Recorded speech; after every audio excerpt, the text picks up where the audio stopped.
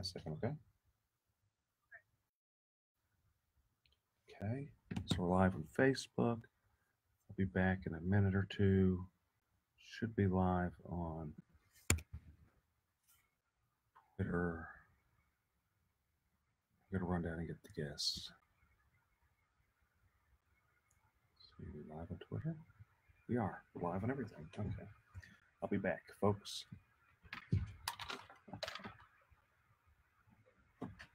This most important thing here.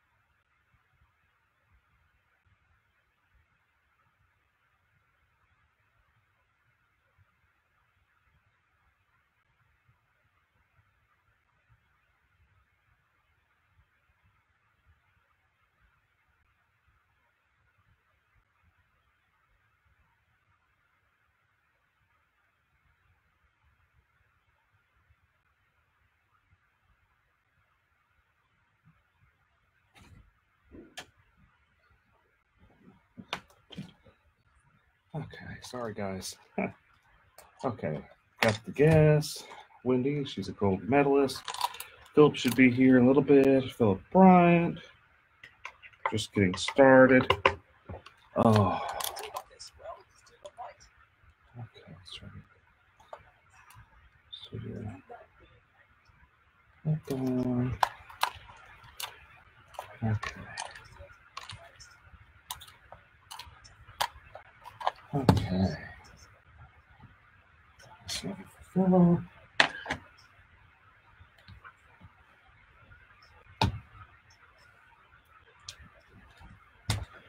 Okay.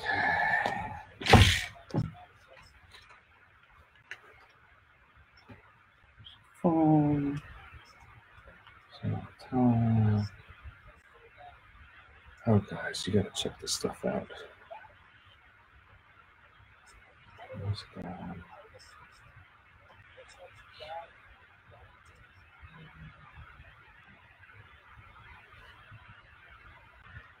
Okay.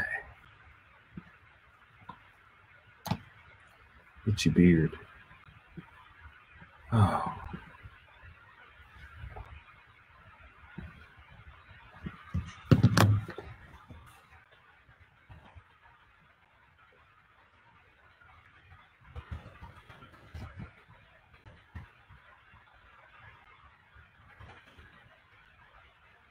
Hey guys, we're just setting up. It's gonna be a little bit. I got some real wild stuff. Talk to you guys a bit about Sylvia Garcia. The news isn't talking about this very much. My final thought is that this situation between me and Sylvia. This situation between me and Sylvia Garcia, this was not an isolated incident like the Brett Kavanaugh, Christine Blasey Ford situation. Mine was in the workplace and outside the workplace. She just continued, any little opportunity she had, and this was a pattern of events. It was a series of events, and they're all documented. And again, my grievance is still open. Wild. I gotta grab the other guest. I'll be right back, folks. Hey, Phil, you here? Okay.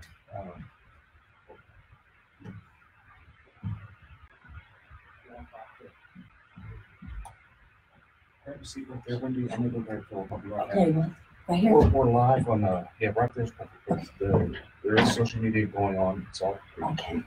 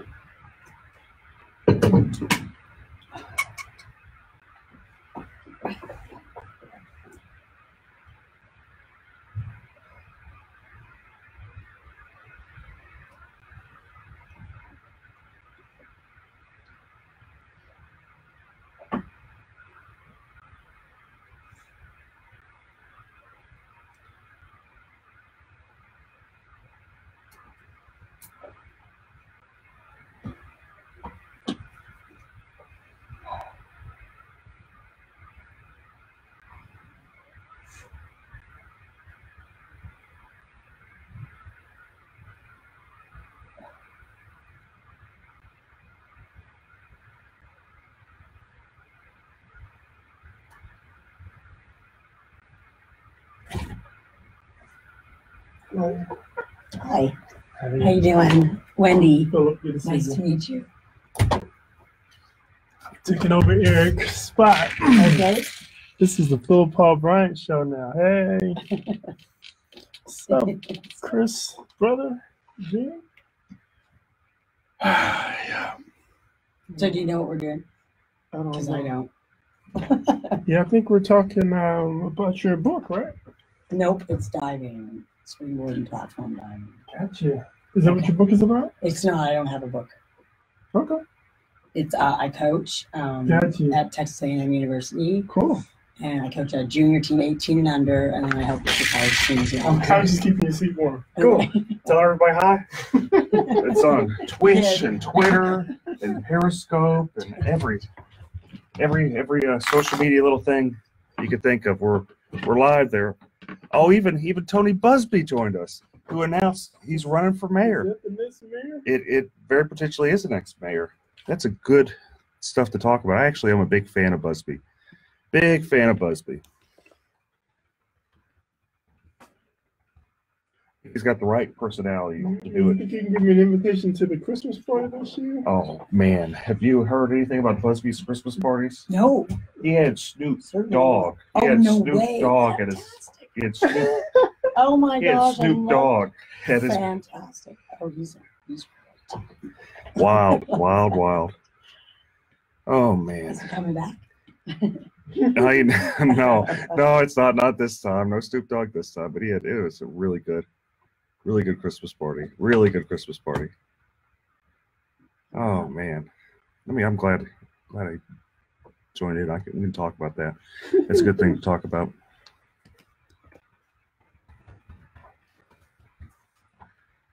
Okay. I got all the breakdown of the city of the from the voting. I do have the breakdown. Got that a little bit. I got this video about Sylvia Garcia's, the woman that says Sylvia Garcia sexually molested her. Very fascinating. Have you seen this, Philip? Mm-mm. My final thought is that this situation between me and Sylvia Garcia, this was not an isolated incident like the Brett Kavanaugh, Christine Blasey Ford situation. Mine was in the workplace and outside the workplace. So she assaulted her? She just continued. It's, yeah, she's saying Sylvia Garcia sexually assaulted her. And this was a pattern of events. It was a series of events, and they're all documented. And again, my grievance is still open, and Sylvia Garcia still has not responded to sexual harassment. Mm-hmm. The sexual harassment that I wrote back on July 29th, July 29th, September 30th, whenever the grievances were filed, of 96. So the thing is with these allegations, And they're mine's all pretty wild. documented, okay. So We'll go more into it on the show. They're very wild. It's saying that that basically what Sylvia Garcia did is while she was a municipal judge, she had a clerk. That woman there was working for her. This is like 30 years ago, and she went in and was asking her, "You want to see the rash of my leg?" The woman's like, "No, I don't really want to see the rash of your leg. I'm so. okay. I'm okay. I don't. Yeah. I'm not a doctor. I'm not Appreciate a doctor. Appreciate it. Yeah, I understand. Thanks or no thanks? Yeah, thanks, but no thanks. But then, lo and behold, she proceeds to take off her pants. And, Wow. that's crazy, and nothing's happened about it. And that woman's just really upset. She's made Really wanted a complaints. second opinion. She did. That's right. Democratic system, man. A second opinion. So how's your bookstore going, Philip? It's going okay, man. It's going okay. Yeah, you know, cheap book, lots of variety. So Saturday we put a big book speaker out and start playing music and stuff like that. Attract additional people. Got little signs we put out. Headphones. Okay, thank you. It's also a headphone volume. Yeah, I think it's going to be headphone volumes here. You can adjust it. And whenever you take it out, be sure to grab this part right here. Okay. I've lost about a dozen. I know. I won't do It's that. okay. It's okay. And we got our lovely engineer, our producer, Shannon. She's in another room. She'll be kind of telling us what to do as we start going live in about 6 minutes. What's your full name? Your full name? Wendy LaRue, Lerew. And it's Team A&M Diving. That's it. Yeah, it comes up Yeah, okay. diving, and another one comes Oh, up it goes, Olympics. okay. You're in the Olympics? Yeah, Really? Yeah. Oh, a that's couple pretty- of times, yeah. Back in the 80s. Really?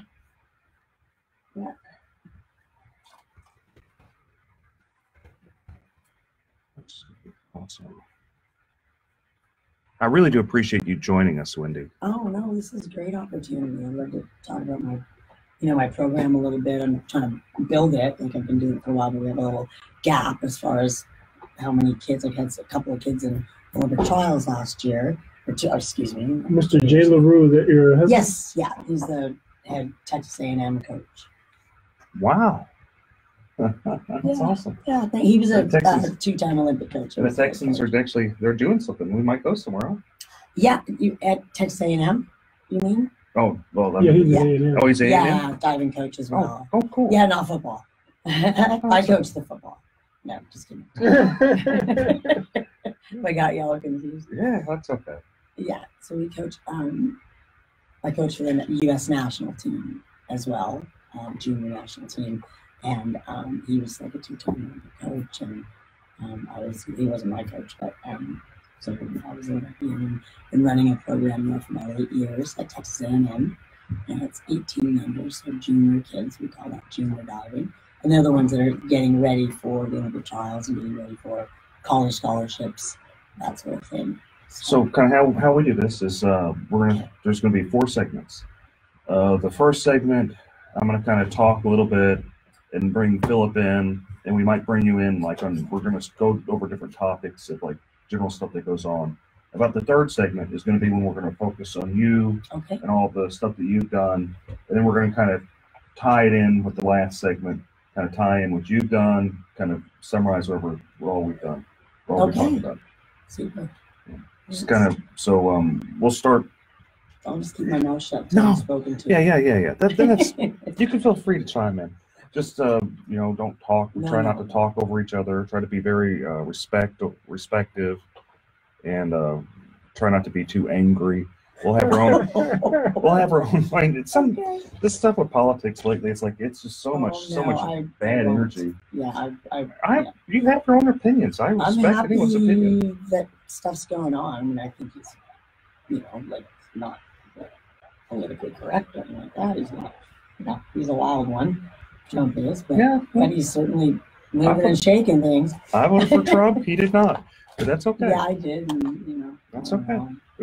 I have daughters. I can understand. Says some silly things, and he's not very articulate for someone who's a president. But he's getting it done. So I think that's he what tries. matters most.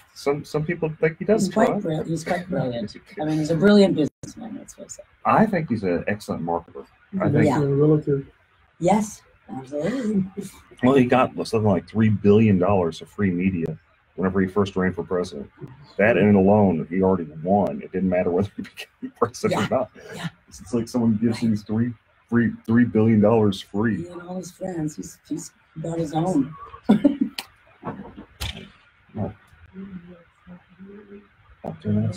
Hi, this is Eric Dick, and I think it's important that you know your rights. If your homeowner's insurance company has denied or underpaid your claim, you have the right to hire an attorney. You have the right to call me for free consultation at 833-7-RIGHTS. That's 833-7-RIGHTS. Don't let your homeowner's insurance company take advantage of you. Call me today at 833-7-RIGHTS. Has your homeowner's insurance claim been denied or underpaid? Call Dick Law Firm at 833-7-RIGHTS.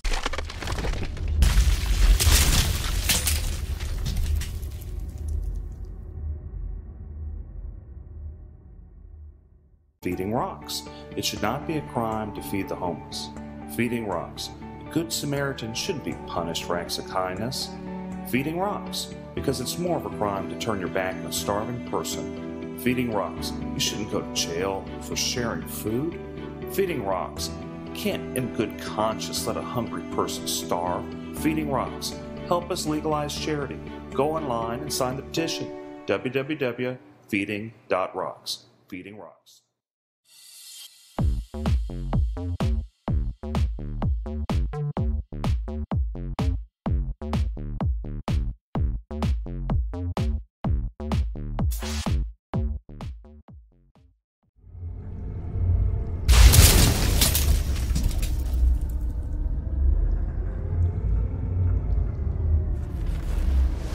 I got about 3 minutes. Okay. Yeah, I can hear you, Shane.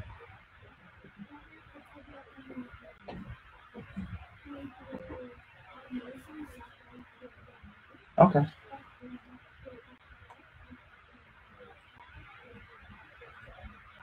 Cool. Thank you, Shane. We're about to go. Another minute or so. Okay.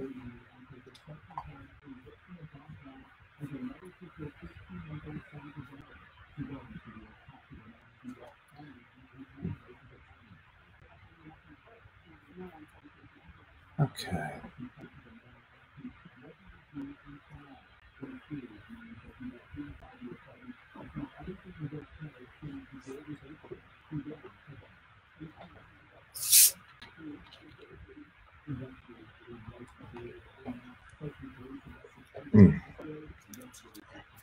Doing the Topo Chico.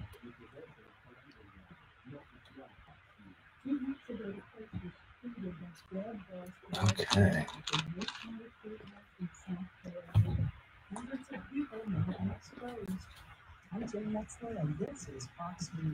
Okay. We're all going nice and strong. Reports of a new accident is really down on the it's going to talk about the US Olympics. That's pretty cool. We got our Olympic champion here. Yeah, Wendy. We're on the Eric Big Show. This is King PRC 948. I think this is up to 740. 740, 950. We're about to start, folks. Get ready. This is going to be a wild one. We got a lot of juicy stuff to talk about. We really do. Oh man, yikes! It's going to be a fiery hour, folks. So get ready. They're about to start. Just in a minute or so. I appreciate your comments. Oh yeah, we do have calls. Uh-oh.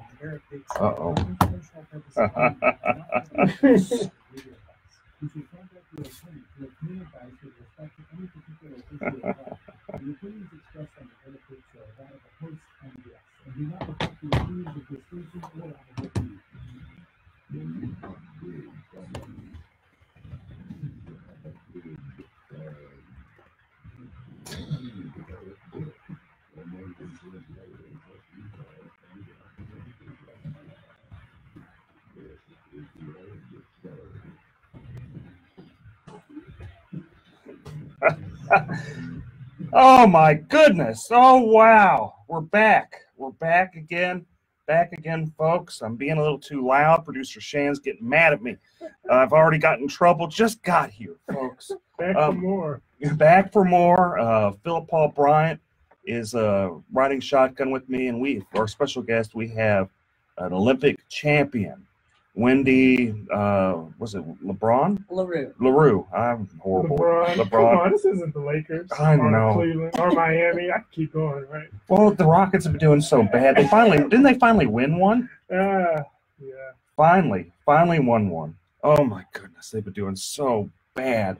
Okay. They're trying to convince Milwaukee that we deserve a new player. Who's that other player they're trying to get? I haven't been paying attention to that. I've been crying when I'm sitting in the seats watching them play. That's what I've been doing, is crying whenever I see Harden was out 2 games and CP3 was out 2 games. The only game we won before last night was with the Lakers, when it was just a downright brawl. It looked more like it was hockey than it was the Rockets and basketball. But okay, so let's go into it. Hurricane Michael caused $2 billion of damage. That's what the reports are saying from the Wow. So it's going to take a while for people in Florida to really recover from that. And when dealing with insurance companies, it's often difficult, and I'm sure a lot of them are finding out. We had in Houston a storm during Halloween, but it wasn't anywhere near as bad as the poor people in Florida and with Michael. But I'm sure a lot of people in we're getting a lot of pockets of flooding too. I know some people there in the Astrodome that kind of got stuck, and people, I don't know. Every time it floods, people still try to drive through the water. I don't know why. It's like Halloween was pretty active in my neighborhood, though, I have to say. Right. The kids got out there in the rain and the tornadoes. The kids don't care anything about any rain. They're not gonna let that stop them. But it seems, though, every time that there's a holiday in Houston, we get a flood. Like we had the tax day flood, Memorial Day flood. 16, yeah. I mean, we've been flooded for like for the last 5 years. Every year we get a flood, with the pinnacle being Hurricane Harvey. Yes. So my question is, we got Tony Busby, who's a multi-millionaire attorney that has some of the best Christmas parties out there, folks. I'm just telling you, the best Christmas parties that ever were. Let's see if I get on the list this year, man. That'd be. I can't really vouch for the Christmas parties, man. I seen it on your social media. I saw you go live at the Snoop Dogg concert, but unless I'm gonna personally get an invitation, man, I don't know. Yes. I feel like the party isn't cool unless Philip Paul Bryant is there. Like that's just my perspective. Maybe I'm being biased. Me too, actually. But back in high school, the party wasn't cool unless the coolest people in the school showed up, man. And he's wrong for not inviting Philip. But my question is, I went on a tangent about his Christmas parties. They really are all that in a bag of chips. But he decided he's going to run for mayor. He decided, and he called it way early. Like, you don't even have the current elections happen yet. Yeah. Is this just some rich guy being crazy? Is this like a serious campaign? What do you think, Philip? It seemed pretty sincere. I watched the Isaiah Factor. I watched the Isaiah Factor interview, and Isaiah asked him the exact same question: "Are you serious about this?" And his response seemed pretty sincere. I mean, the rest of the interview was pretty casual, pretty funny, pretty pretty jokingly. But when they specifically asked him, was he going to actually run for mayor? Should people take him serious? I heard a change of tune in his response. So that tells me the guy's giving some pretty serious thought. Is he an improvement from Turner, or is he good, bad, ugly? What do we think? Well, from the perspective of just analyzing him, you're able to kind of get a track record based on Turner. You know, he's had 4 years as mayor, or 3 years as mayor as of now, 26 years as a state representative. So we can actually give him a proper report card. Whether you give him a or a D or F, you have the ability to do that based on the actual track record. So with Tony Busby, you don't necessarily have that track record. It's just kind of based on what his view is, what his vision is for the city. And so it's almost an unfair comparison as far as giving them both a report card, because one is just based on ideas, and the other you can actually say, nah, you didn't deliver on this, you didn't fix the potholes, you didn't lower the taxes, got in a huge fight with the firefighters. I just had to throw that in there. Well, we can go into the firefighters. I had to throw that in there, right? But to answer your question, I don't necessarily. It's hard to say if it would be an improvement, because it's not necessarily a track record to run on. Running the business is different from running the municipal and the government entity. Well, but he makes a pitch that, look, I don't need the job. I'm not going to take the money. I'm doing this to make Houston like the top of the city that it could be. I go to all these other places. They talk about how much they love London, how much they love New York, but they don't say such fondness with Houston. And I've had enough. I'm going to change that. That's kind of that, and it's early, and maybe it's eccentric for him to say something like that. Who knows? But I mean, is there something to be said about that? I don't know. I mean, if he's willing to give me the $235,000 a year, that he's apparently going to have some sort of voter lottery, I probably have a different perspective. I'd probably be a little bit more optimistic if I had a $235,000 in the bank account. But Let's say. Have you been okay? Have you been paying attention to this any, Wendy? You know what? On the national level, I have. Well, we'll get back to the national level. There's a whole lot of great stuff in store for you folks. She's got to tell us how we can participate in the Olympics. We're gonna get to Wendy. Trust me. We'll be back. Working out, man. These muscles aren't just for show. I know, Philip. A little bit for show. We'll be back, folks. We'll be back in a few. The gun show. They should switch the name. I like that. The gun show. There, Dick.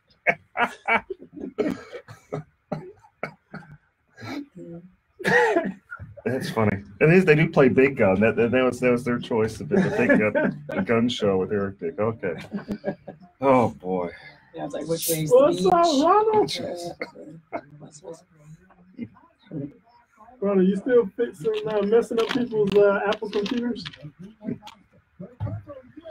Oh boy.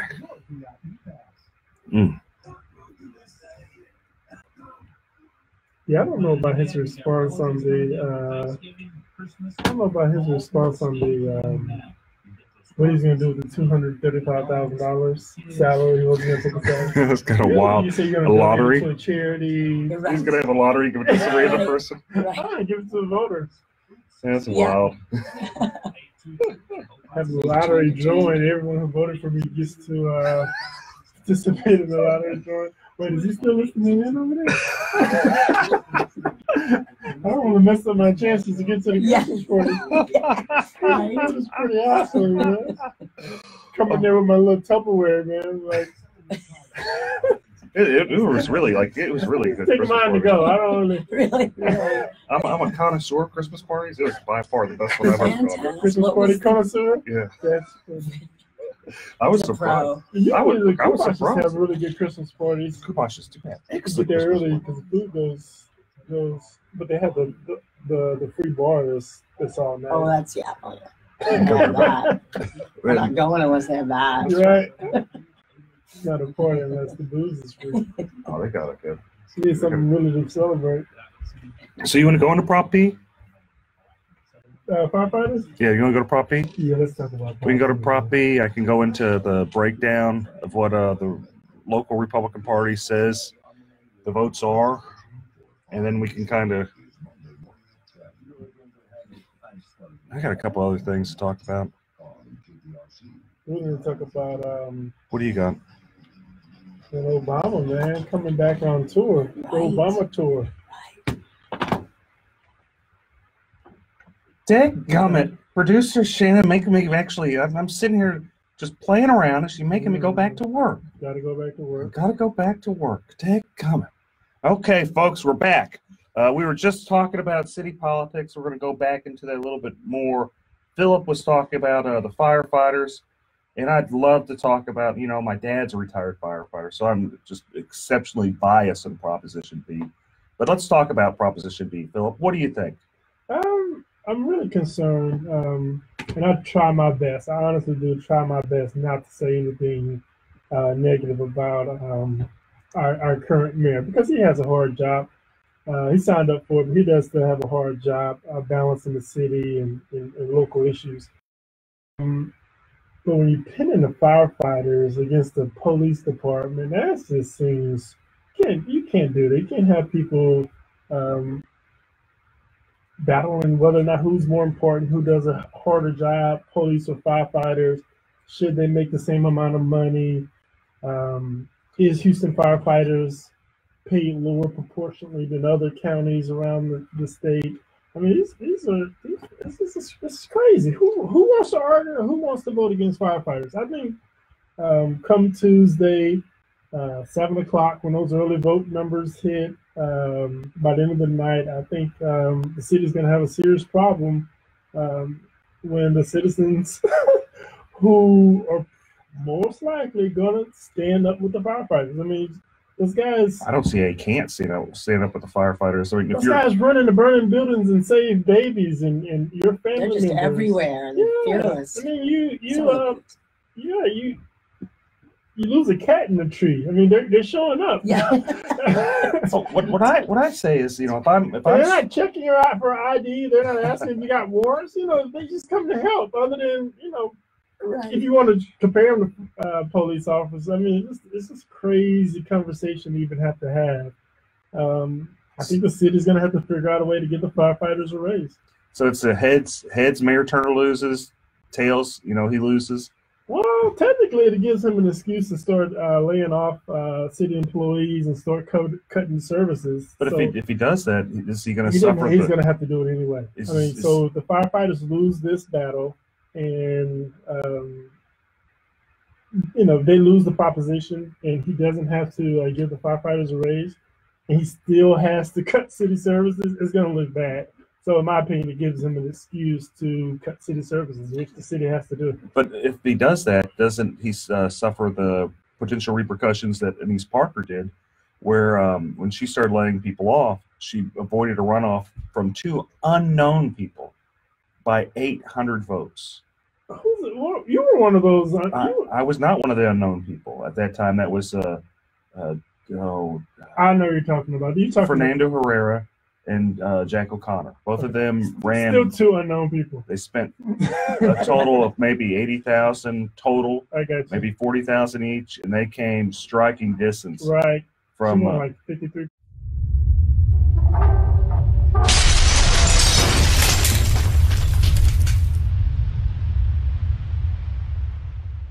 Hi, this is Eric Dick, and I think it's important that you know your rights. If your homeowner's insurance company has denied or underpaid your claim, you have the right to hire an attorney. you have the right to call me for a free consultation at 833-7-RIGHTS. That's 833-7-RIGHTS. Don't let your homeowner's insurance company take advantage of you.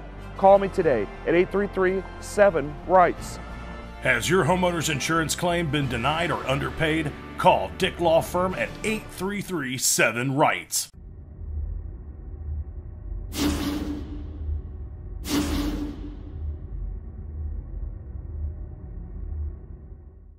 Feeding Rocks. It should not be a crime to feed the homeless. Feeding Rocks. A good Samaritan shouldn't be punished for acts of kindness. Feeding Rocks. Because it's more of a crime to turn your back on a starving person. Feeding Rocks. You shouldn't go to jail for sharing food. Feeding Rocks. You can't in good conscience let a hungry person starve. Feeding Rocks. Help us legalize charity. Go online and sign the petition. www.feeding.rocks. Feeding Rocks.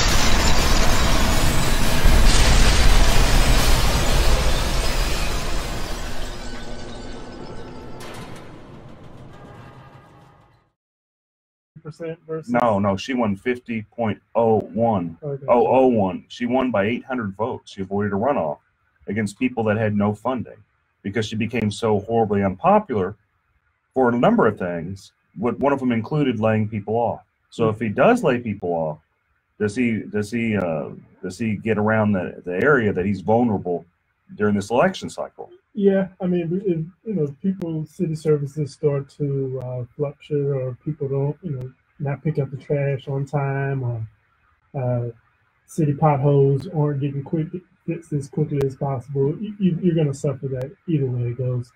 But I tell you, come February, March of next year, some city parks and libraries are going to start closing. I mean, it's inevitable. Okay, and that's sad. That's sad that the city can't allocate its resources responsibly and do the things it necessarily needs to do. Instead of, every time I've ran for city office, I talked about how you got to do the basic things, do a good job at it before you start doing the ancillary things.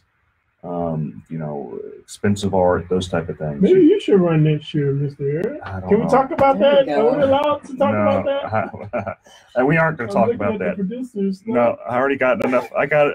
No. But what we can talk about is so early voting's done.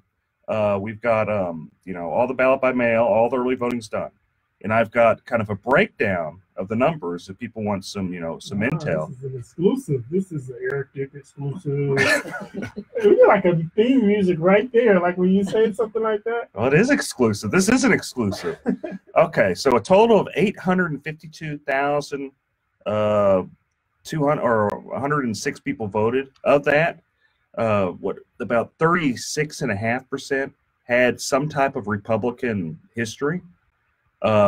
30% had no history at all, and then 33.18, about 33% had Democrat history.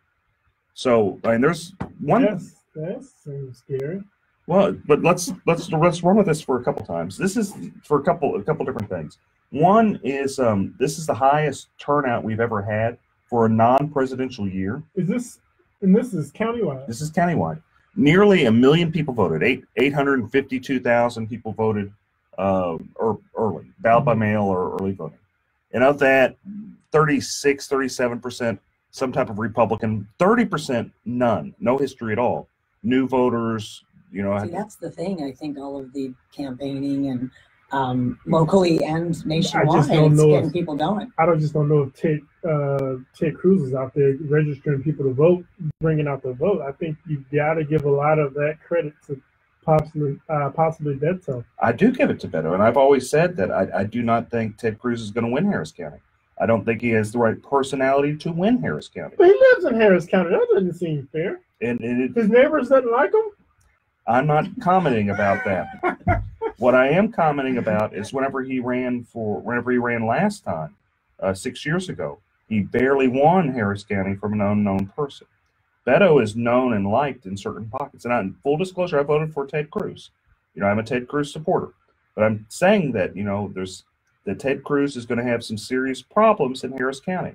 And, if I was like Sherry Dean, or if I was Roy Moore or David, Farr, I'd be upset with Ted Cruz, because the whole reason Harris County's, changing, the whole reason Beto ran is kind of the result of Ted Cruz's arrogance. So in your opinion, Republicans are in trouble in Harris County? I think they are. I think they could be. I think, and some of that's sad because you have some really, really good Republicans. Can we shout out some of those Republicans? You can name names like Sherry Dean. Sherry Dean, that's my people right there. Sherry's a nice Sherry judge. Dean, she does the backpack to Fifth Ward every year. Her and Judge Moore and Judge John Schmoody, Alicia Franklin York.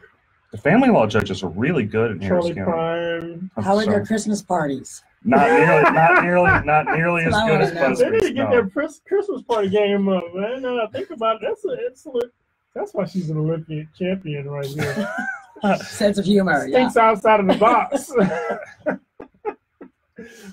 So just going on politics, we got a little bit more, and then we can start going into talking about our fantastic guest. Is Sylvia Garcia. There's more information about her potentially sexually assaulting this poor woman. We got a video that I was showing the people earlier on Facebook and Instagram and Twitter and Twitch and Periscope, and I was showing them this video. It doesn't seem as bad, and I'm going to get some backlash on this, but it just doesn't seem as bad when I guess the lady had a medical condition, and she just wanted a second opinion about it. So backstory is Sylvia Garcia is a municipal judge, and one of the instances, the victim says it happened a lot of times. One of the instances is Sylvia saying she has a rash. She wants the victim to look at the rash in her leg, and the woman says, "No, I'm not a doctor. I'm okay. All this stuff." Sylvia continues to take down her pants, show her the rash, and just kind of rub on her. You have to say allegedly. You're the best attorney, Eric. You have to say allegedly. They've also changed with the anti-SLAPP law, and there's not such a tort reform has made defamation almost impossible to sue under. So and she seems pretty sincere. So what she says, I guess it is allegedly. I guess not very allegedly, but I wonder, was the rash allegedly? Was it an alleged rash as well as an alleged pants removal? But my questions are innocent until proven guilty. Yeah, I guess innocent until this woman seems like she really believes it. So, is it okay? Is it okay that there's no investigation, no nothing? This is someone what that's women do though. They go together in the restroom. They take restroom breaks together. I thought that was a woman thing. I don't know. We're not terribly I shy. wouldn't show any rashes to. Well, strangers maybe not. Is it something common? I'm not a woman. I do have 2 daughters. I'm married to a woman. I have 2 sisters. But Wendy, is it something common that women do? I got a rash. You want to see it? No, I don't want to see it. Well, if you're good friends and you're at a restaurant or something, and then you're off to the ladies' room together, that's sometimes, I guess, how it would go. But again, you'd have to be pretty good acquaintances, I would think. Not in a business environment, like it's a judge to a secretary. Hey, check out my rash. No, I don't. No, not appropriate. Maybe we should look at the bylaws of the company. Maybe that's a requirement that they give second opinions on rashes and strange. Well, it's the city of Houston. It could be. It's the city of Houston. Stranger thing. It is the city of Houston. I wouldn't be surprised. I would not be surprised at all. It's the city of Houston. Okay, so another thing that's going on is there's Erin Swanson. She's been running for a judge. She ousted an incumbent on the Republican side. Oh my goodness! A horribly biased, corrupt judge, Teresa Chang, who was there maybe 10 years, and she's very experienced. She spent a large amount of money trying to fend off Erin Swanson, who did actually beat her in the primary. This is a gal. She's young. She's 32. She about 5 years of experience, just barely able to run.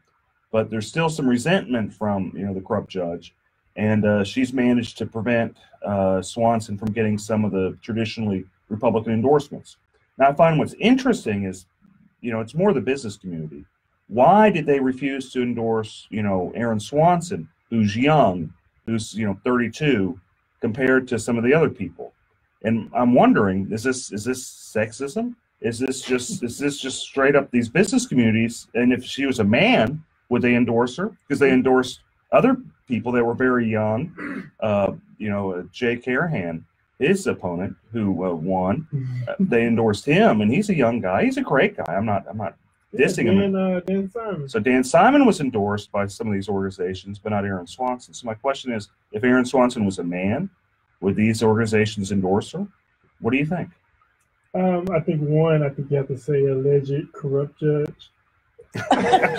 Okay, alleged corrupt judge. Yeah, I'm gonna take your legal advice. I'm sorry, alleged corrupt judge. Yes.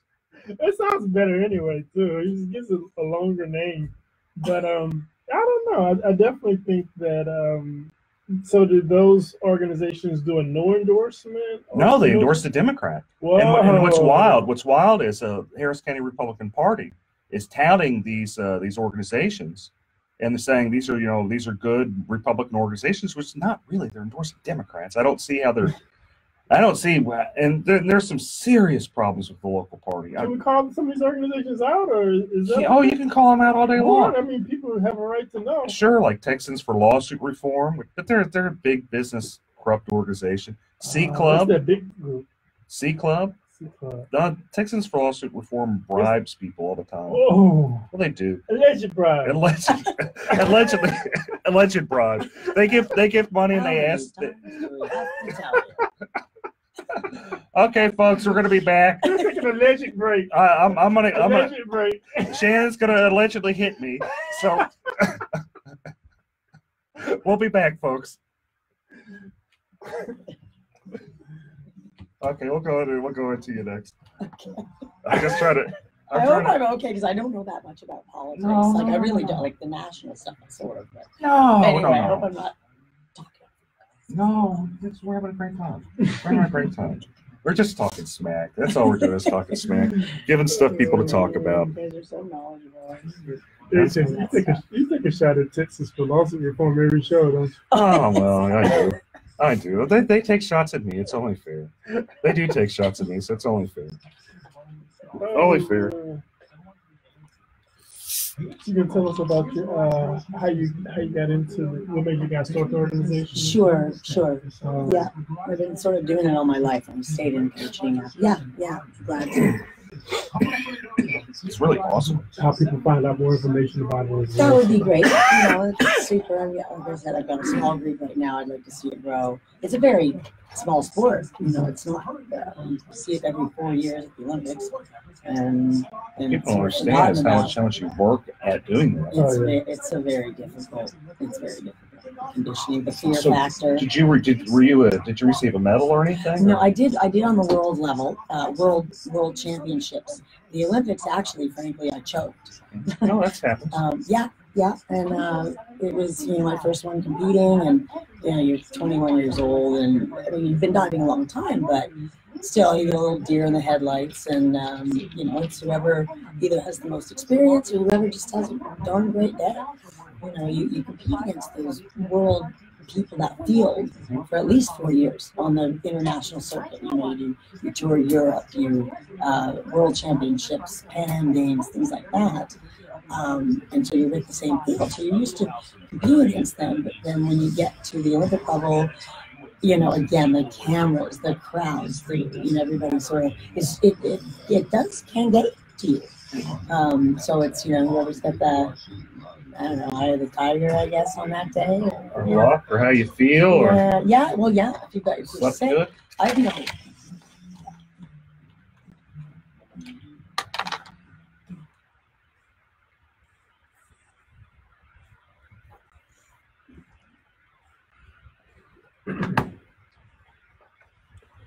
All right, we're at the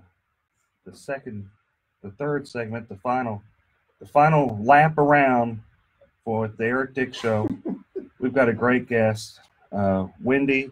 She is just a great athlete. She is a world, was it a world champion? You were in the Olympics. Right. Yeah. World Championships, World Phoenix Cup, similar to the Olympic Games, but again, not the huge publicity that the Olympics get every 4 years. So, Wendy, tell me about being in the Olympics, because that just seems just so wild. It really is quite an experience. You stay in a village. You usually get there about 2 weeks before the actual games start. The opening ceremonies is just crazy. I mean, I'm sure you've seen it on TV these days, what the production that they go into, and all the athletes go in and we watch the whole thing, and the closing ceremonies as well. So it's very, you stay in a village with all the other athletes. The best thing about it is I think that you've got all of the sports there. Everybody is sort of at their peak condition and mentally, physically within their sport, and you've got that in common. No matter from where you come, no matter from what country you are, it's just peace and that beautiful thing in common, that you just sportsmanship and you just want to do the best you can, and you're rooting for other people too. Really? So you guys aren't like making faces at each other No. and elbowing each other when you're not hoping the other person breaks an ankle on the way? No, well, no. Some of the girls do. The girls can be a little catty, you know. The guys are cool. But Pulling Tanya Harding's. oh here yeah, and there. yeah. The old whack in the knee. Asking you to look at their rash. Never done that, and shan't. No. So, you went to the Olympics, which is probably just an amazing experience. How long did it take you to train to get there to Well, be? you know, in the I Olympics? was quite lucky. I did gymnastics. For people, you know, wonder how you find out about a sport like diving and how would you start in that. And you know, gymnastics, cheerleading, dance, things that are sort of acrobatic. Anyway, I did gymnastics till I was 12. So when I came on into diving, I made the Olympic team when I was 14. So only 2 years of training in diving after all the experience in gymnastics, the changeover was quite simple for me, and I was very lucky, and made the team as a 14-year-old. Now, that was the year 1980. Boy, am I dating myself. Oof. 80s were good years. Well, there you go. Thank you. But it was the year that Jimmy Carter boycotted the Olympics. Oh. So that was the year we didn't get to go. Oh. And that was all right, you know. And my sister and I made it together. She was 13. But She was a you know, diver as well? yes, yeah. But we had another, 4-8 years left.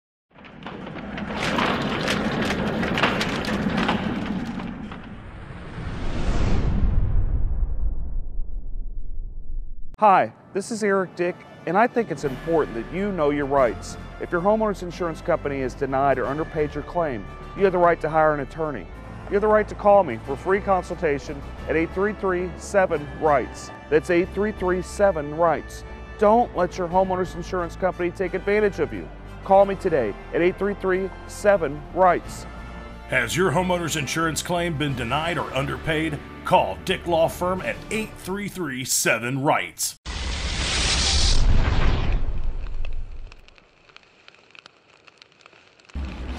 Feeding rocks.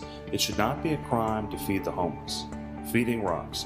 A good Samaritan shouldn't be punished for acts of kindness. Feeding rocks. Because it's more of a crime to turn your back on a starving person. Feeding rocks. You shouldn't go to jail for sharing food. Feeding rocks. You can't in good conscience let a hungry person starve. Feeding rocks. Help us legalize charity.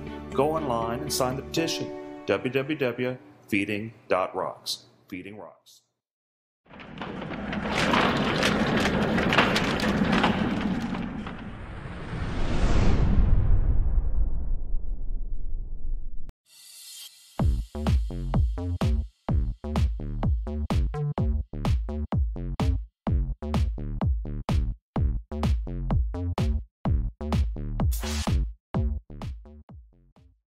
In us to make another team.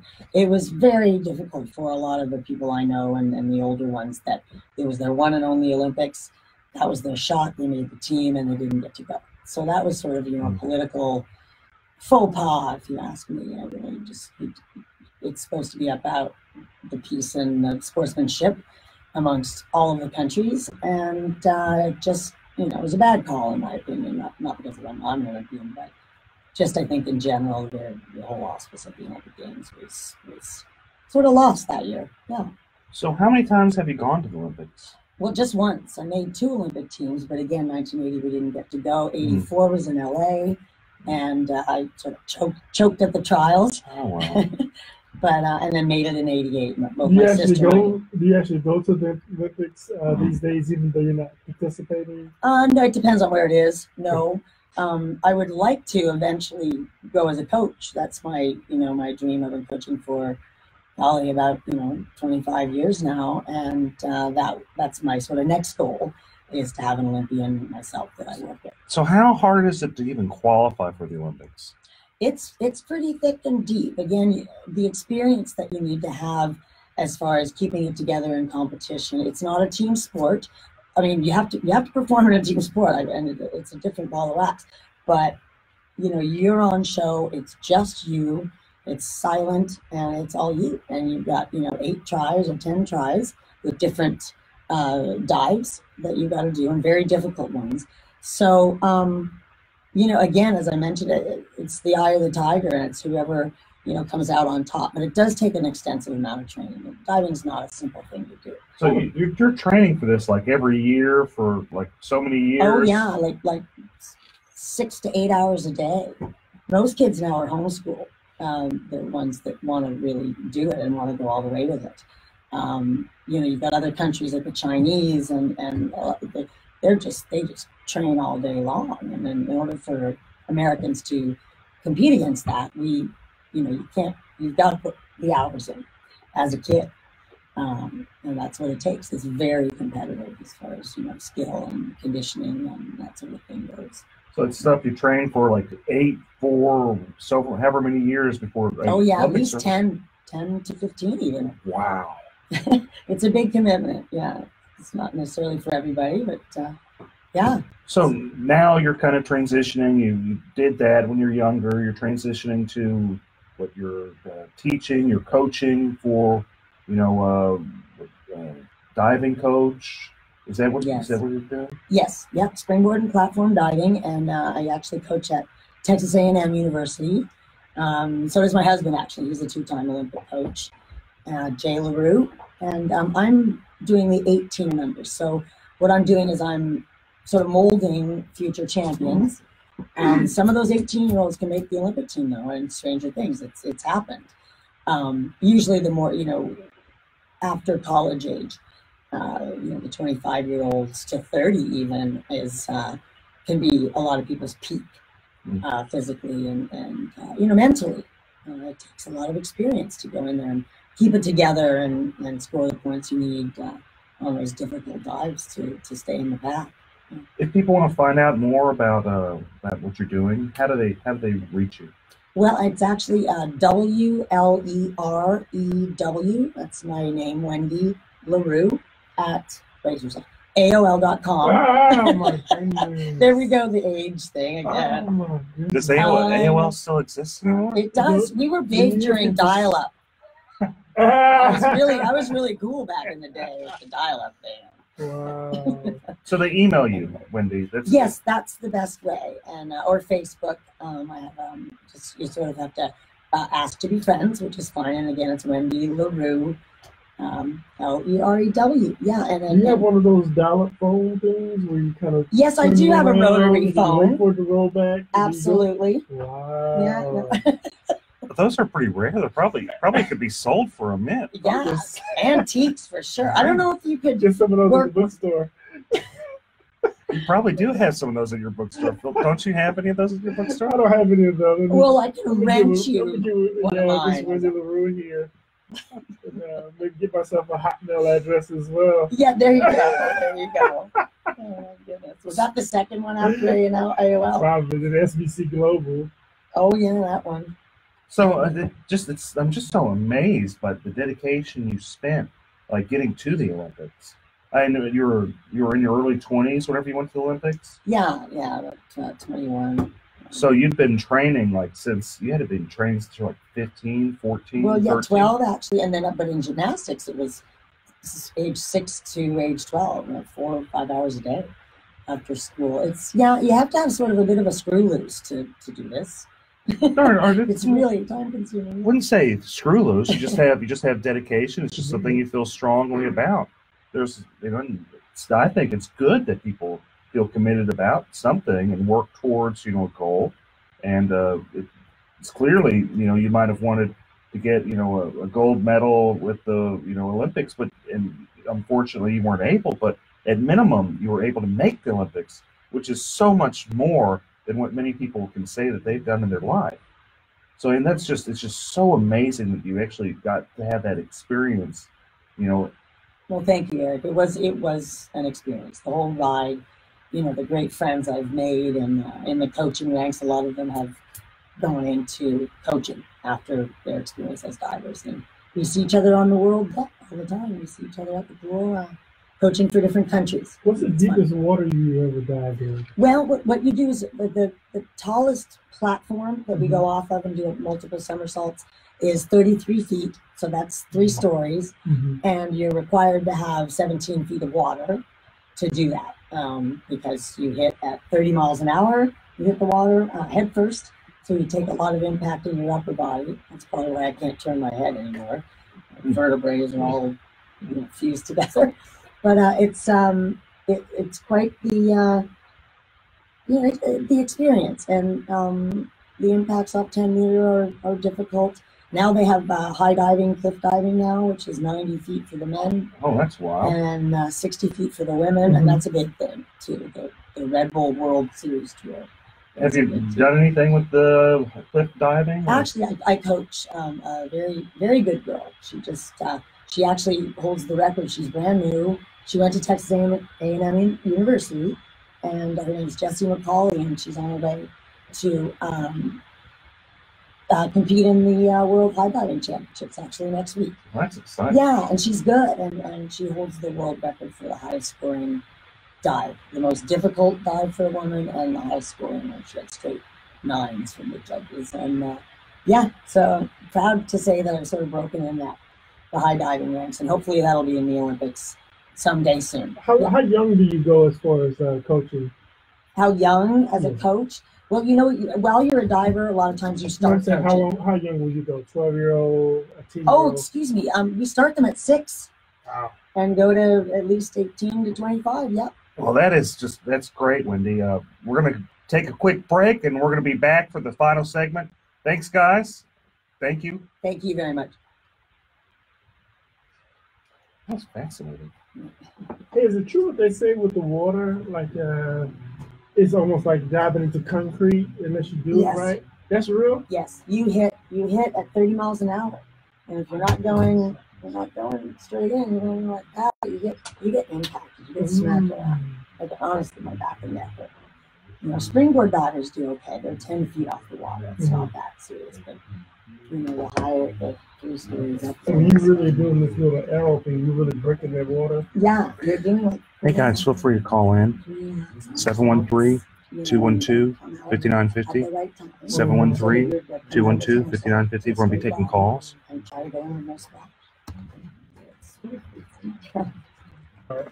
And there's a fear factor involved. It's not for everybody to go up there. Yeah. I wouldn't even go up to the 30 feet. Oh, yeah, you would need to stop by and come Jump off of my high schools, maybe. Yeah, and you don't know when you're going to hit the water. It's what you have to be a little bit.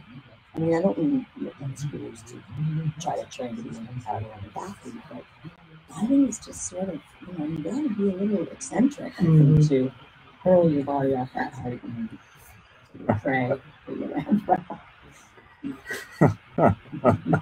I got to ask you, how do you feel about Larry Nassar in the U.S. Olympics? Oh, who?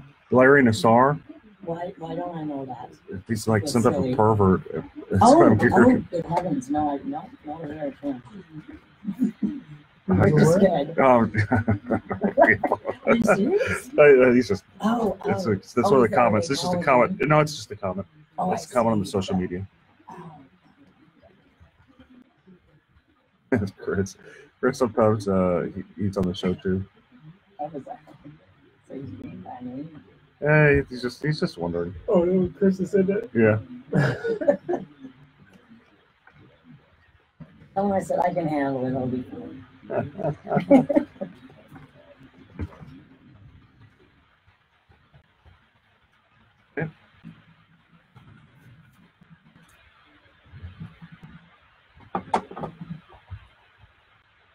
All right. Yep. We're back. We're back for the final segment of the show. We had a great show, great guest, Philip. You got anything going on with your bookstore? Oh yeah, actually, bookstore's doing really well. We've got some huge sales going on. So we just sell $2 kids books, $2 and under kids books. So we've got like 6,000 or 7,000 kids books that we just trying to almost give away. And then we got like nonfiction, fiction books, $4 and under. We got like almost 20,000 books that we're just doing for $20 and under, just to it's not about necessarily trying to make a bunch of money. We're really just trying to get people back into reading, traditional reading, just grabbing a book. I know audiobooks are pretty popular. People like Kindle and stuff like that. But even having your kids watching you read and read them stories as well. I agree. It's brain exercise, and it's such a shame that it seems to be that books are becoming a lost, and it's so fast. How it's progressed to where there's only computers. Yeah. But where's your store at, Phil? We're at 3314 Lyons Avenue, so we're about a mile and a half on the outskirts of downtown or in the Picklewood area. And this is just like a cool little place where hang out. Got a couple of couches in there. Hopefully you don't just read the book and then put it back. They're too cheap, and you might as well just take it. $2 a book. $2 a book for kids' book, $4 for regular books. Great for Christmas, goodness. Right. Yeah. Huge, got a huge religious section in there. We've got some legal books in it. I'm just going to see me sneaking around. That's where I get my books at. Is Phil Paul Bookstore. And they have the definition of allegedly. Right. I need to get black. Allegedly $2 kids books. I need to allegedly get a Black's Law Dictionary. Philip's going to highlight allegedly real big for you. You want to say this? You don't want to say it? You say alleged. Right. Yeah. Man, but what's more interesting is that you guys should make sure you guys are following Eric Dick on the Facebook. You'll see me on there. I'm all over his page. But make sure you follow Eric Dick on Facebook. But on my page yesterday, I don't know, Eric, if you checked it out or not, but I put 2 different Obama speeches on there. He was in Florida campaigning for Andrew Gillum, and then he was in what was the other state? Okay, Alabama. I'm not sure. I watched the Florida one though. Yeah. So Eric, if you need me to, I can tag those to your page. That's all right. That's all right. You're gonna go at it. Tag those to your page, man. I'm cool. I appreciate it, but I'm cool. I'm good. You may lose a couple of followers, but and then maybe a couple brain cells too. Oh. Too late. Alleged brain cells. So what do you think of the, if we're going to talk politics, since that seems like what you want to do, what do you think of the Beto versus Ted Cruz? Let's go on that. Man, I like Ted Cruz. I met him several times. Beto seems to be pretty sincere. I actually had some serious concerns about the DWI and the fleeing scene. Once I did get past that, just looking at the issues. Just as a conservative Democrat, I'm a registered Democrat, precinct chair. If the Harris County Democratic Party is listening, I did say that I'm a Democrat. You also said you were watching Obama, so I think they got that figured out. They call me in the meetings every so often when I endorsed people like Sherry Dean Roy Moore, they have a sit down with at least once a year. And yell at you, what are you doing? Yeah, have to read the oath again. But, Allegedly. The alleged oath. But the cool thing about someone like a Ted Cruz, you don't have to worry about restroom issues, LGBT stuff creeping up into to the schools and into the public life.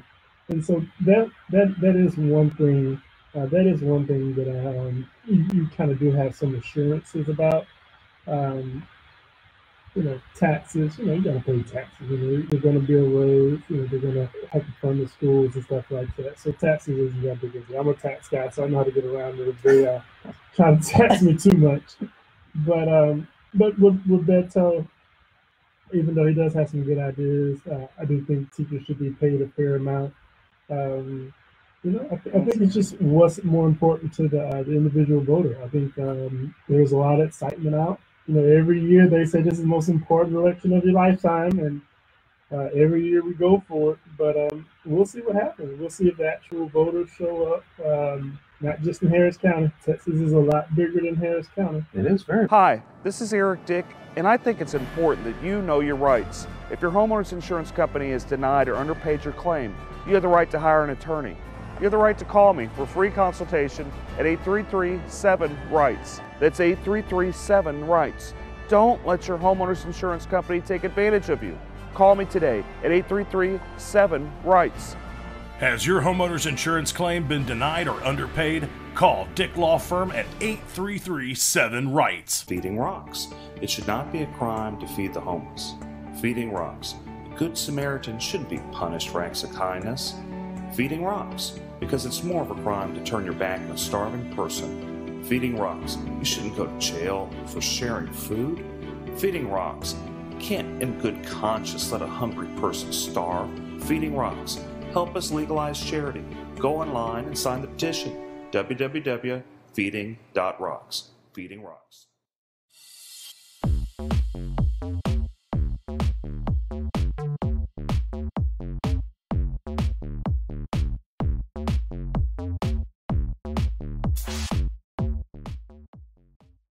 It's one of the biggest counties in the country, but it's still a lot more Texas, and so I'd be very interested to know are some of those increased voter trends, in some of those rural areas where they don't necessarily have Facebook, they don't have, they're not on Instagram all day, it's a lot of rural area in Texas that Ted Cruz has a lot of support. That's what you think that Ted Cruz would win. And I'm actually a Republican, elected trustee for Harris County Department of Education. I'm going to take the fifth on what I am. I don't blame you. I don't blame you. Even here. But just my response only is that, I think Ted Cruz shouldn't lose. But if he does, then why did he lose would be the question. And my fear is just that he has not been as personable as he should have been. And I think another race to watch is Ken Paxton's race. That's another race where I don't know why. Wait, so Ken Paxton isn't in jail? He's not in jail. They're all alleged crimes that he allegedly committed. And they aren't like Tom DeLay crimes, and I know Tom's actually a really great guy. They aren't like the Tom DeLay crimes, which got dismissed, or the Rick Perry crimes that got dismissed. Oh, I like Rick Perry. Man. I do like Rick Perry, too. That's my guy right there. Yeah, well, you better deny that because you're a Democrat precinct chair. That's not his guy. It's his alleged guy. That's my alleged guy. I like everybody. But okay, so and you don't FCC violations. That's what it was, right? FCC. FCC. Yeah, FCC. It was him. So for Ken Paxton, it was he was getting commissions whenever he wasn't licensed, and that's a little bit different than the Rick Perry thing. That's not that big a deal. It's not VWI. But it's kind of worse. Sort of a big deal. No. I don't know. But so is it? That race is one. I thought it was some insider trader stuff that he was involved with. It's that too. Oh. Allegedly. Allegedly, that too. Yeah, but it's about 3 counts. This case is the case has been going on a long time, and I don't know, man. I think he's the most vulnerable out of them all. I really do, and maybe it's just me being an outsider looking in, but I think my fear is, and of course I didn't vote for George Bush either. I couldn't vote for George Bush. I can't. All Bushes aren't bad. How did you? I'm not. Did you allegedly support George Bush? You like allegedly? No comment.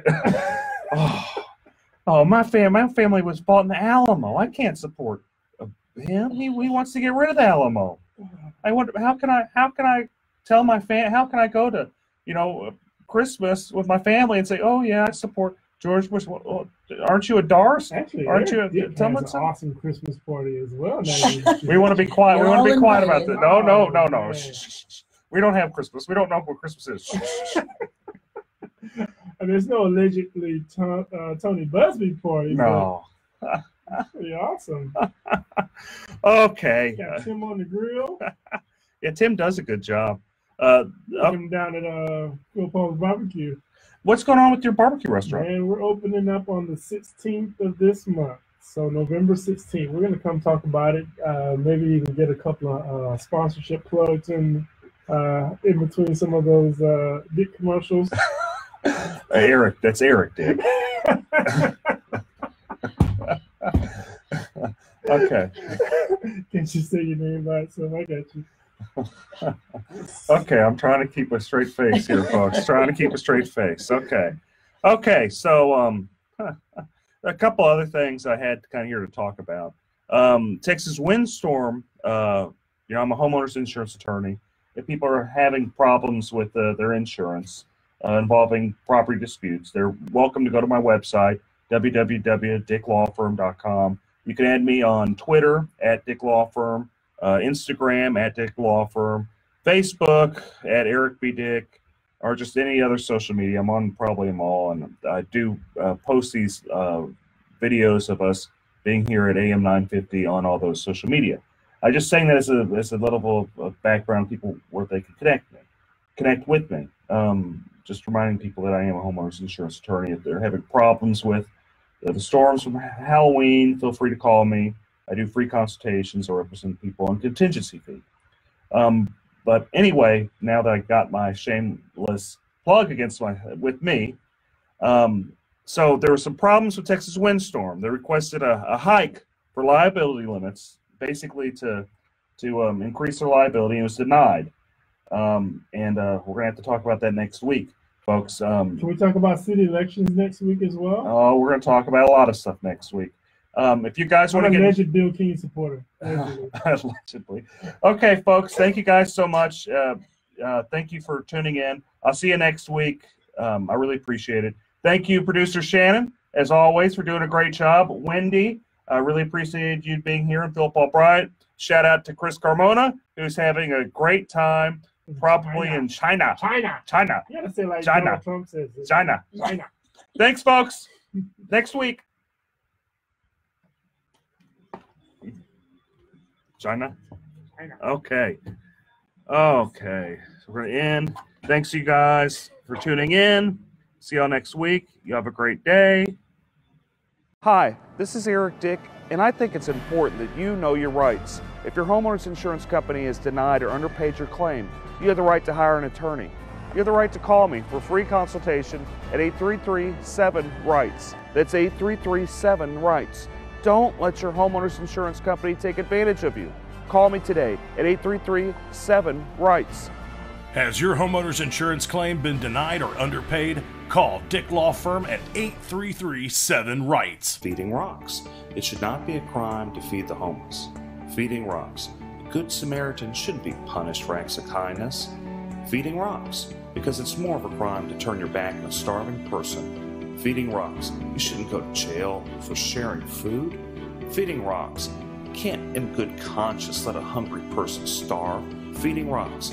Help us legalize charity. Go online and sign the petition. www.feeding.rocks. Feeding Rocks.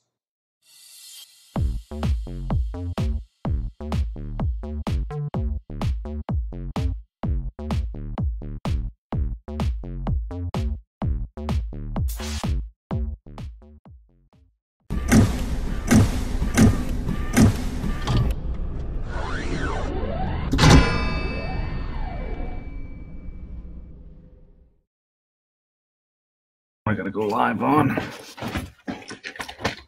Okay. Hey, folks. Start another show.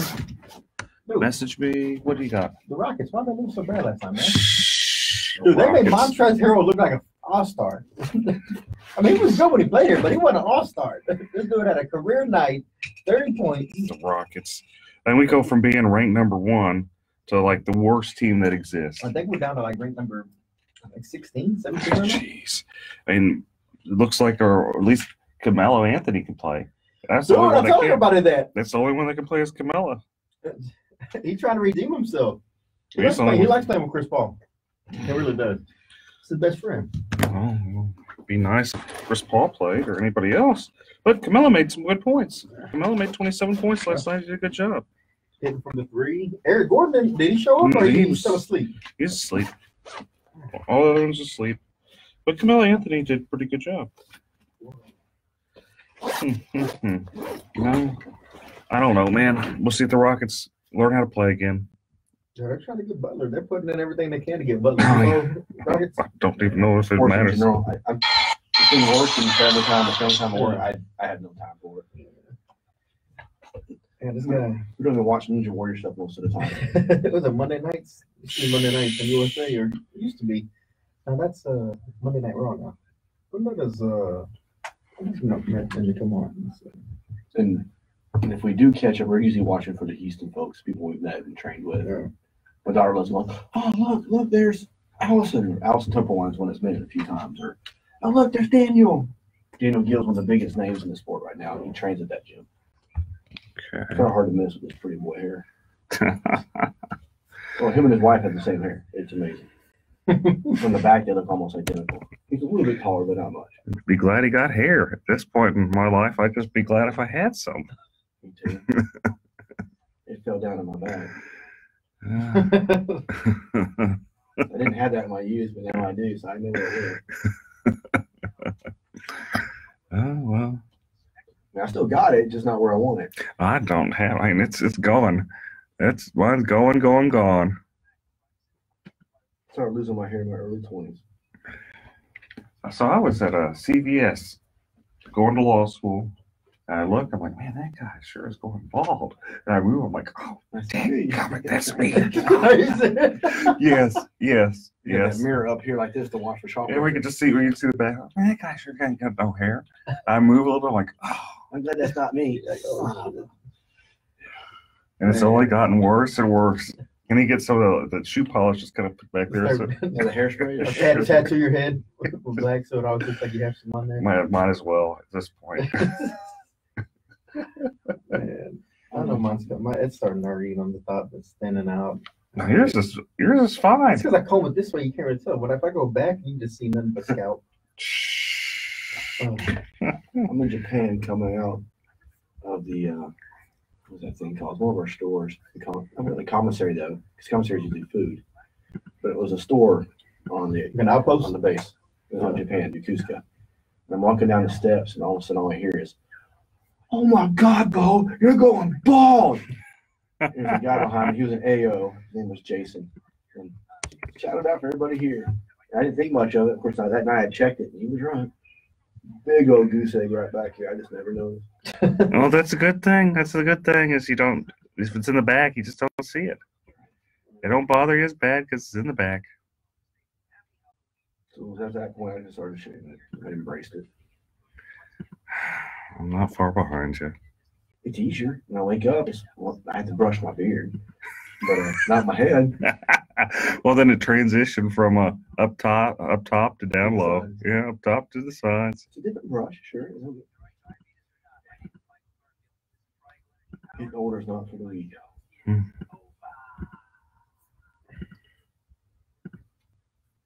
Oh, did I get this thing working?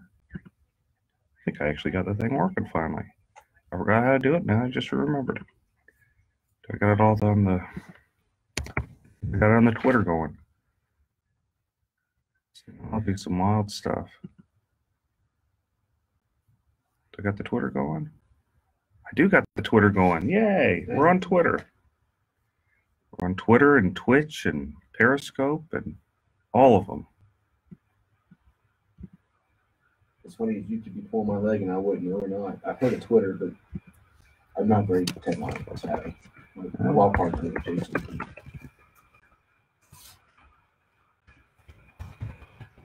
I wouldn't even have a Facebook if it wasn't for my life and stuff.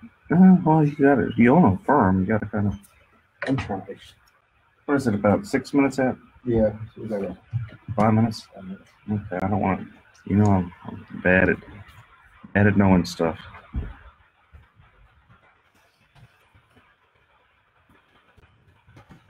Well, I have two main attorneys that are partners. And one of them was Arbiter, nice and sweet. Says, good luck, bro. The other one says, yeah, I've always said you got a face for radio. You'll do great. That's the joke. You got a face for radio. They always tell me that too. What, a face for radio? Yeah. Kind of insult actually, but okay. It really is. We on? Everybody there?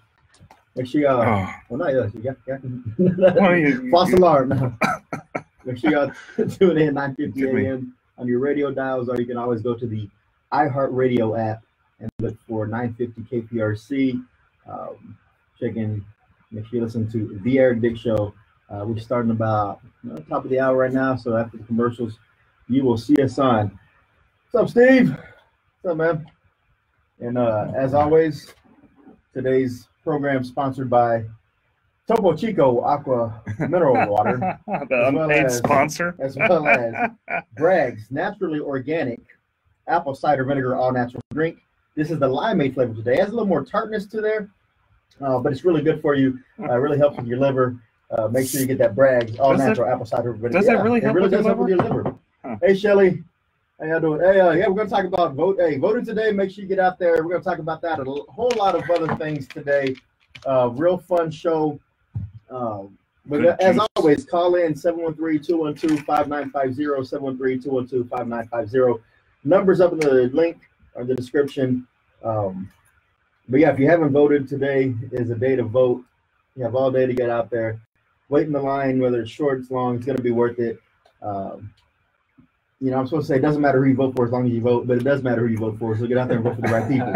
Make sure you vet the candidates and don't just listen to a bunch of nonsense and bullet points and hype. Yes or no for firefighters. Look, I'm torn on the firefighters. Firefighters kind of get what they deserve because they always support the wrong candidates. That's true. At the same time, if we don't vote yes for Prop B, we're never going to force the city to go in there and control their spending. So you got to vote for Prop B. Yeah, I say vote for Prop B just because it forced the city to actually rein in their spending, so they stop spending hundreds of millions of dollars on art projects, man. Go back to the basic city services, which the city's supposed to be about. Well, not only that, what happens if we stroke out? If we stroke out, I want the firefighters there.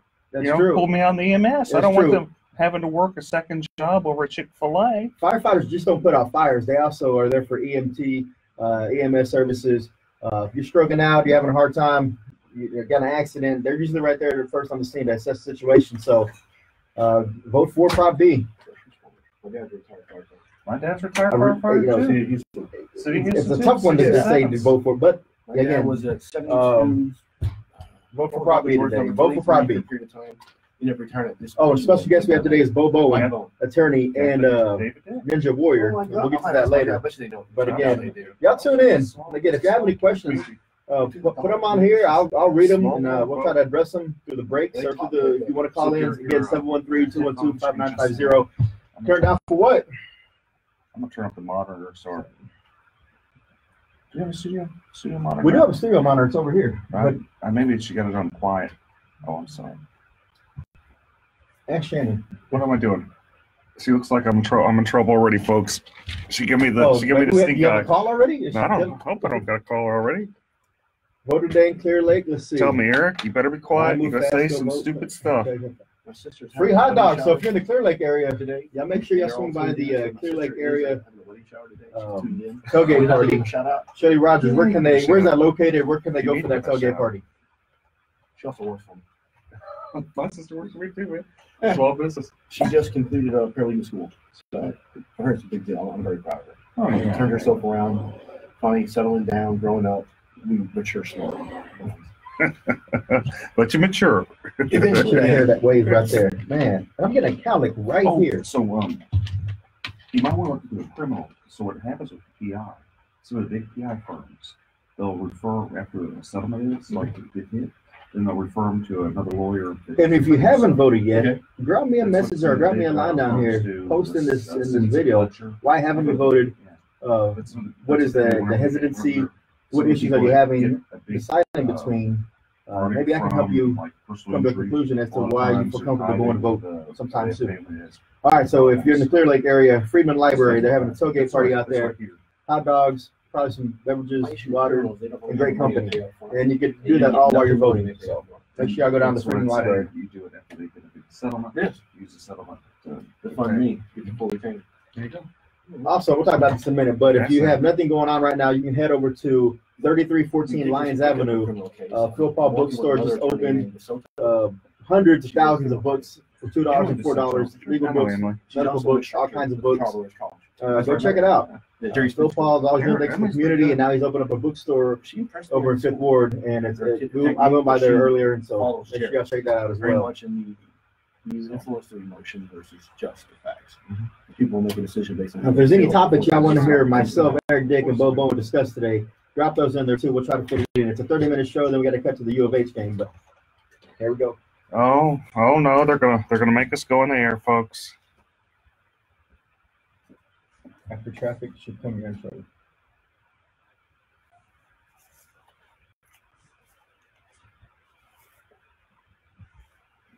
You know, they've never heard the intro, I don't think. On the live feed? What do we have on? Well, when I go on Facebook Live. Because we don't have the monitor going when the intro plays. Yeah. So they'll hear it. You know. I can turn the monitor on, but I don't hear it in here. It'll kick on in a minute. The audio will kick on. I want y'all to hear the intro because y'all never heard the intro. Yeah, the intro is pretty funny. Okay, we'll talk about the caravan of immigrants. You do immigration law, right? No, sir. No immigration. I thought you did every color law, man. Not total law, almost, but not quite. If they bring cash, he might. That's true. It's true. Yeah. For enough money, I'll learn it quickly. For retainers, we might make an exception.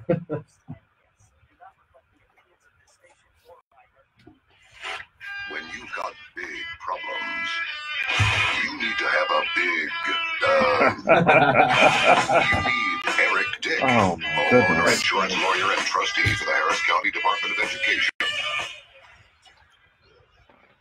That's good. I can't believe that they actually play that on radio. They sit there and they say you need a big Eric Dick. Hey, it's true. I mean, do you not need someone who's always going to fight in your corner when you're faced with these legal problems? Absolutely. And that, if you want to get ran over, you don't get an attorney. I mean, even I get an attorney whenever I have a legal problem. No joke. I get traffic tickets. I call the kibosh. I put a kibosh on it. There you go. Because when you're facing problems, especially homeowners, when you're facing problems with the big insurance companies, there's only one person you need to call, and that's Houston homeowners attorney, insurance lawyer, Eric B. Dick. Welcome to the Eric B. Dick Show. My name is Chris Carmona, joined by Eric B. Dick, and our special guest today is Bo Bowen. Eric. What up? There's a lot to talk about today. There is a lot of juicy stuff.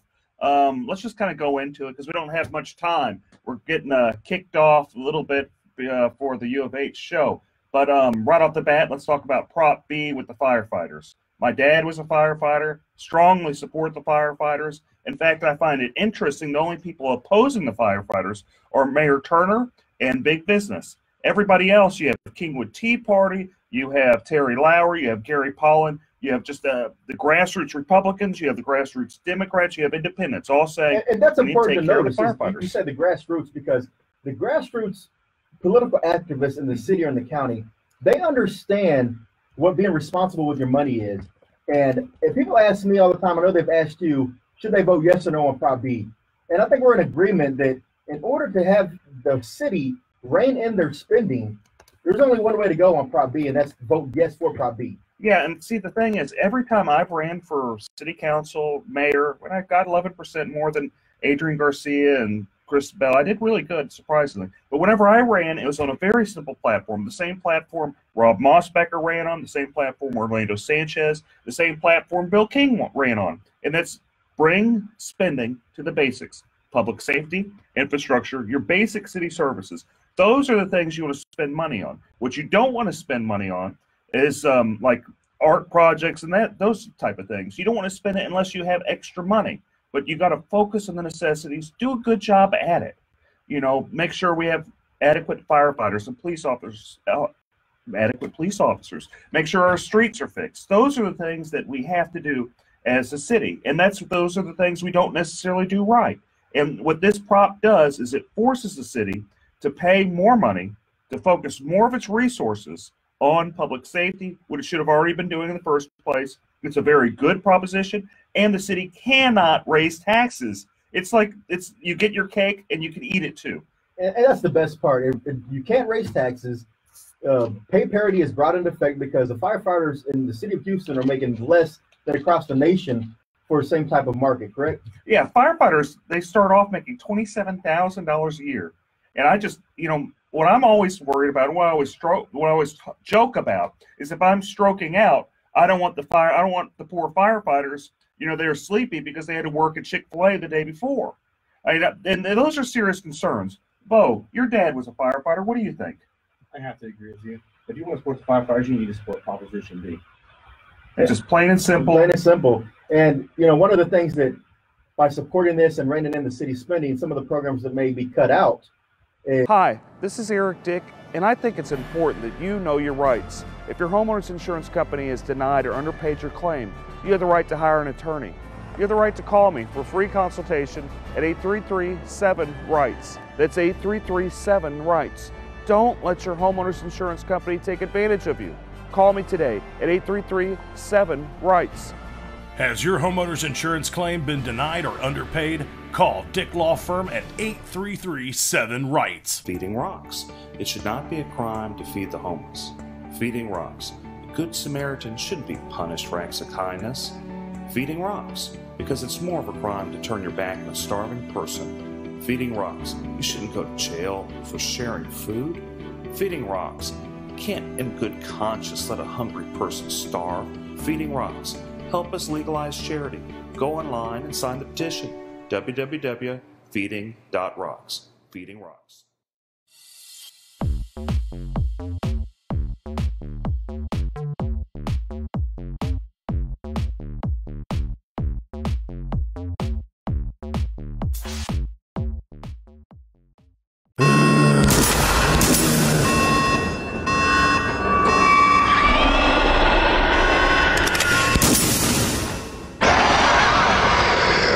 Is additional funding being sent to the City of Houston Public Libraries for unnecessary services they're rendering. That's true. Let's talk about one of the things that's being controversial right now, and that's of the drag queen hour at some of the city libraries. Sure. So just kind of a way of background, you know, I'm not against per se the idea of a drag queen hour. I think it's kind of funny. Like my thought is, I mean, why are we doing it necessarily? Why are we using public money for this? And they're saying, no, there's no real public money with it, but there kind of is. The library's kind of advertising it. They're kind of promoting it. They're spending their resources pushing this. And then it kind of gets interesting because you have secular humanism versus non-secular humanism. And these are complicated mumbo-jumbo words. They sound like it. They are. Basically, it's the idea that it's like Christian viewpoints of believing marriage is a man and a woman, that being the idea of a religion, and then non-Christian viewpoints. And the point that you can have these non-Christian viewpoints there pushing this agenda at the library and not be able to have the counterpart there. That's where it's not fair, and that's where I kind of have a problem with it. I think that if people could go there and say, look, marriage is between a man and a woman, this is what we believe, then it kind of evens the playing field. But there's another thing that really kind of makes me cringe is I have 2 small kiddos, and that's not really something I want to introduce them to if we were going to the library to get books and stuff like that.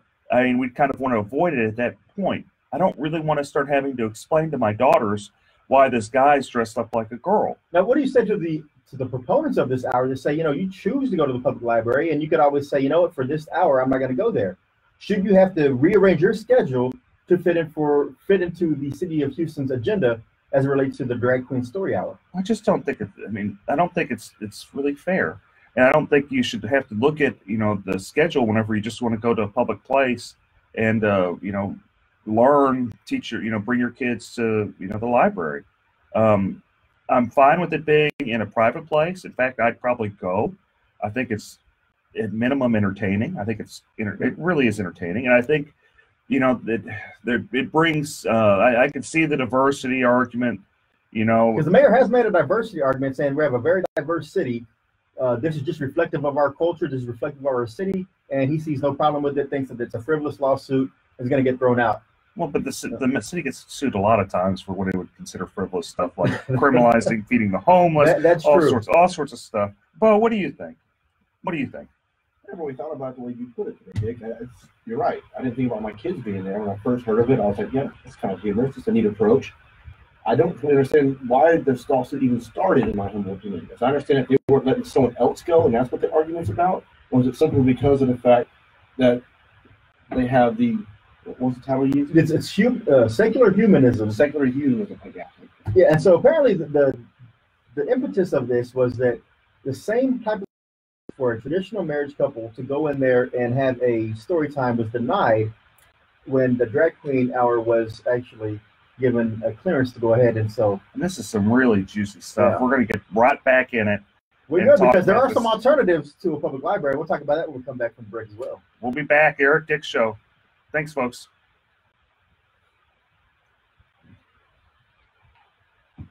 Roseanne, exactly. That's what we've been saying. Roseanne, exactly. That's the thing, is that equal time isn't being given to all types of diversity. Since a diverse city, even traditional married couples, if they want to go in there, they're being denied. So that's why the lawsuit was initiated. So it's not really a thing about against drag queen story hour. It's more of the equal application of the City of Houston Library rules. So, but going back to your point on the EMS, yes, it is. I mean, the firefighters do provide emergency medical treatment. And also, we got a good group. So they're tied into that somehow. Now, should there be a specific EMT team? Most counties, I think they do have that, but City of Houston firefighters are part of EMT. Very much so. Yeah. First responders. Yeah. So we're doing a lot more than the firefighters. The ambulance people should pay because of that. Yeah. When the city they make money off the ambulance. Because remember, they trained about 2010 or 11, they jumped the ambulance fee. So if you had to actually get a fee to get up there to come service you for a reason, I mean, they went from, I think, $250 like $500 or $600. And they're making money. Yeah. If he claims you can't negotiate with first inventory. That's right. I'll tell you what's kind of effed up the most is now you have like the police officers on one side fighting with the firefighters, and you shouldn't. Guns and hoses have always been at each other. Yeah, but it shouldn't be like this. It shouldn't be at each other's throat. I don't think that they haven't been like this, because there's been plenty of times where I've heard firefighters like they get in trouble and police officers like, you guys are just dumb, just move on, and that type of stuff, which it shouldn't really be happening. But my point is that those organizations have historically got along. They have, but now they're forced to be put against each other. But here's the thing, man: the firefighters have typically always gone with liberal candidates. So has the police officers. Police officers more of a more conservative scorecard. I'm not saying it's a very conservative scorecard. You're right, but I'm not saying they. Overall, the firefighters and the firefighter union, they did think they're brave. They have entrusted a lot to this mayor, to this city council. So they spend a lot of energy. That's why it's like the sympathy level is not really all there. But so how does the fire department transfer you to the hospital if you need emergency care? They come out there with ambulances. The Houston Fire Department has ambulances. They don't just have fire trucks. They actually have ambulances and rescue trucks. Yeah, and their own special kind of welfare departments where people are doing high-rise rescues and stuff. Yeah, they don't just put you on a ladder and say, "All right, come on, we're taking you to the hospital." Although that would be entertaining to see and watch. Or they spray down with the hose a little bit. You thirsty? I see blood. Let's spray it down. It's washed it off. You're good. Oh man. What's redundant? What part is? having a firefighter, the fire department is not needed? Well, who's going to put out the fires? Oh, we definitely need the fire department. Oh. They do multiple things. How do you not need the fire department? I don't get it. I don't get it, Chris. How do you not need the fire department? I don't know. I guess the fire department can only do fires and should not be in the business of medical necessities or medical attention. Then what do you do when you stroke out? You better get Sarah jumping in the car, driving you to the hospital. You stroking out. Don't call 911. They don't care. Or you go to private industry and private entities for your emergency medical needs. I don't know. But if y'all have any type of suggestion or input on that, 713-212-5950. Dick, when we left off, we were talking about the city of Houston and their libraries. And well, it's going to be interesting to see how this lawsuit plays out. But if people don't feel comfortable going to the library now, they want to read some books, where can they go today that's having the grand opening? Philip Paul Bryant's bookstore, PPB. Philip blows me away with his level of enterprise. That guy, he has so many different businesses, and they're all fascinating businesses. He has his bookstore that's just opening, and books are just dirt cheap, and it's a great chance. This is kind of like a little hidden gem that you want to support, because you can go get books $2 or $3 that you normally would pay $5, $6, $10 somewhere else. There's some $20 books. I was there earlier. Again, it's 3314 Lyons Avenue. It's called Phil Paul Books. Great opening today. They have kids' books for $2, over 15,000 books for under $4. And if you want a great opportunity to get some books for real cheap and support the community at the same time, check that place out. Philip does a lot of cool stuff. He does the backpack to Fifth Ward every year, where you have a lot of great family law judges that are up for re-election, like your Sherry Dean, all those folks. Alicia Franklin. There. James Lamborghino. And that's the thing. Voting is taking place right now. If you have not voted, you still have this weekend and as well as next week to the Friday at 7 p.m. to go out and early vote in Harris County.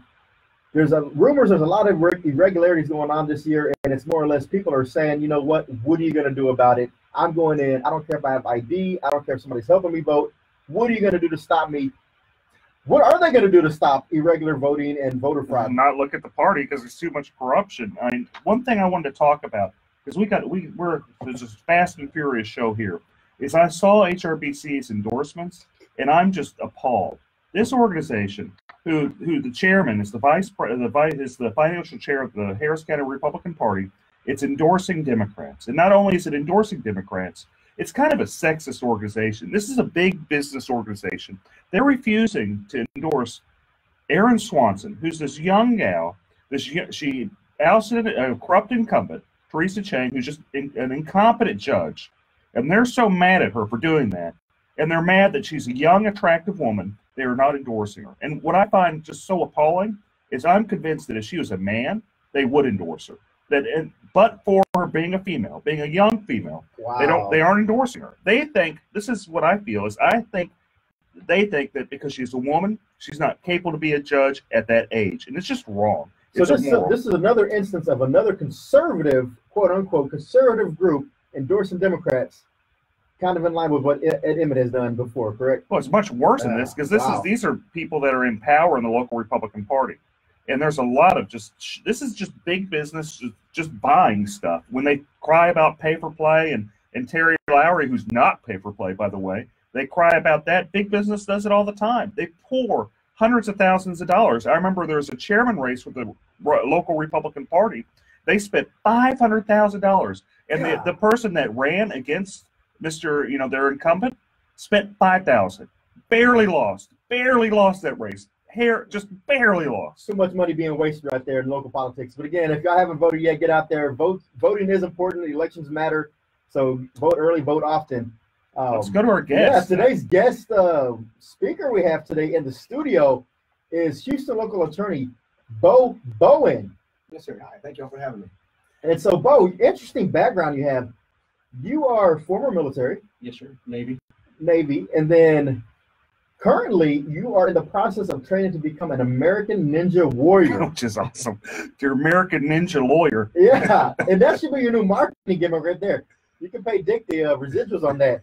But what does a lawyer, a someone who has, you have 2 daughters, right? Yes, sir. 8 and 3. Erwin and Karis. Hey, girls. There you go. Hope they're listening. So a full-time dad, full-time attorney. How do you make time, and why would you want to make time to become the next American Ninja Warrior? For me, it's mainly getting the time with my family. Me and my daughters have daughter date nights up there at Iron Sports Gym off of 1916 Cutting Road, which is where all the top ninjas train here in Houston. There's nothing better than having your wife, your daughters tied off to you, hanging from the ceiling. You're the one letting them down. You're the belay man. That trust, that bonding, you can't get anywhere else. Hey, so can you do ninja rolls, like true ninja rolls, where you back it up and then just do a back flip, front flip? I can now do a forward roll, not a back flip just yet. I'm still mastering the Lachey. That's where you take your body and you throw yourself forward and you catch things. I'm still at the very, very basic levels. I'm no Daniel Gill yet. And Daniel Gill is a local legend, right? Yes, sir. He is by far the #1 competitor right now for these Americans in Ninja Warrior. Okay, he trains at the same gym. It's just amazing that you have this family lawyer by day, American Ninja by night. And it's really it's like awesome. a superhero. It is a superhero. It's a crime fighter. And during the day, he's helping people out, with their will, fights, fight over property, fight over division of the kids, property, everything. So if you're not fighting corruption in the courtroom, you're not fighting against, the people outside of the courtroom, you're probably in your office taking in clients, right? Yes, sir. A lot of client consultation. So what is the biggest thing you're seeing, at least in the family law arena, other than divorces? Like, what are people facing right now in the community? What's ailing them, and why are they coming to see you? Well, the majority of them are coming because unfortunately, the family is broken down. The husband and wife relationship has fallen to the wayside. The more problem I see is they're waiting too long to seek an attorney. They're trying to do it themselves. They're getting the paperwork offline. Then they waste all that time initiating it. They have to pay us to fix everything, and then the process takes that much longer. And of course, through that period of time, they're fighting more, they're losing more instead of trying to work together. It's best to come in sometimes, rip that Band-Aid off, and then learn how to co-parent. That squabbling in between is what really causes those relationships to fail. And I'm talking about the children. They're the ones that suffer this whole time. It also causes resentment and, people just fighting over all that time. So on the flip side, isn't someone having a wedding today? Or that is correct. My baby sister's having her wedding shower today. Her name is Joanna Bowen, soon to be Joanna Sanders. She finally found the man of her dreams. You know who I'm talking to, Marty. You're a lucky man. And I hope they're listening. I love you. Melissa, love you. Yeah, Melissa Smith's getting married too at the board that I'm at. Congratulations, Melissa.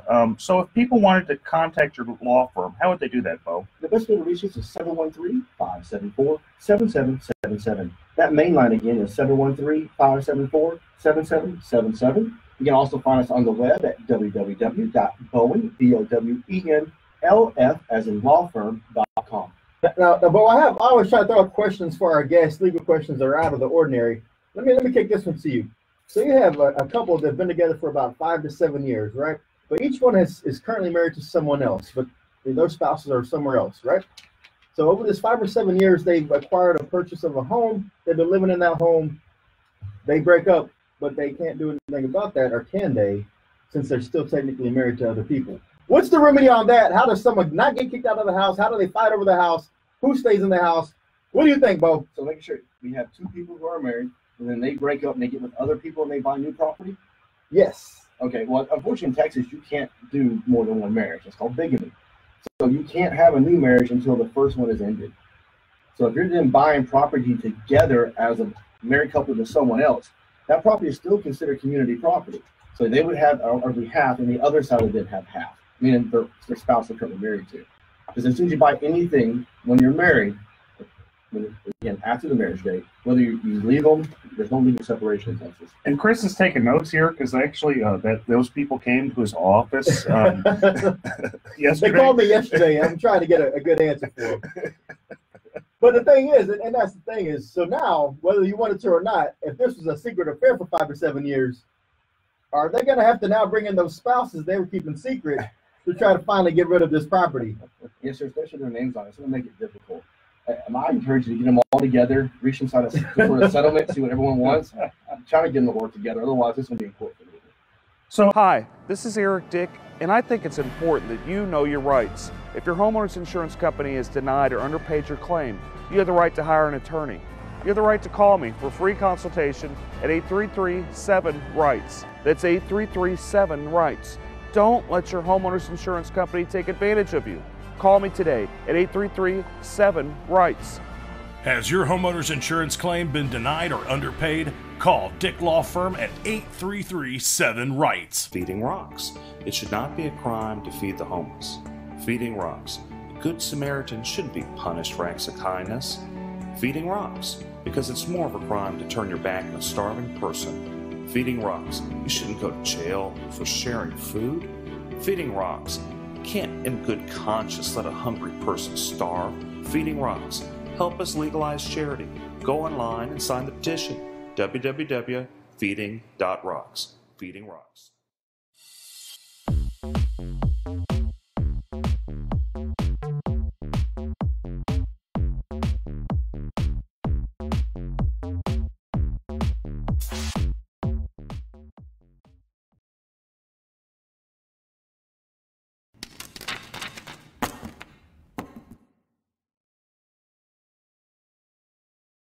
And also, is it a formal marriage or is it a common law marriage? Because, common law is a little bit interesting than it is in a formal marriage. Well, common law or informal marriages, as defined out in statute, the number one thing you have to look at is, was there an agreement between the parties? If the parties had an agreement to be married, we're done. They're going to say it and move on. But isn't there a statute of limitations, or is there some type of, after some point in time with the common law marriage, is it not presumed, or is there some type of... No, sir, you can be together for 100 years, together for 2 years. It really depends on the parties themselves and the totality of the circumstances. The number one being the agreement amongst the parties to be married.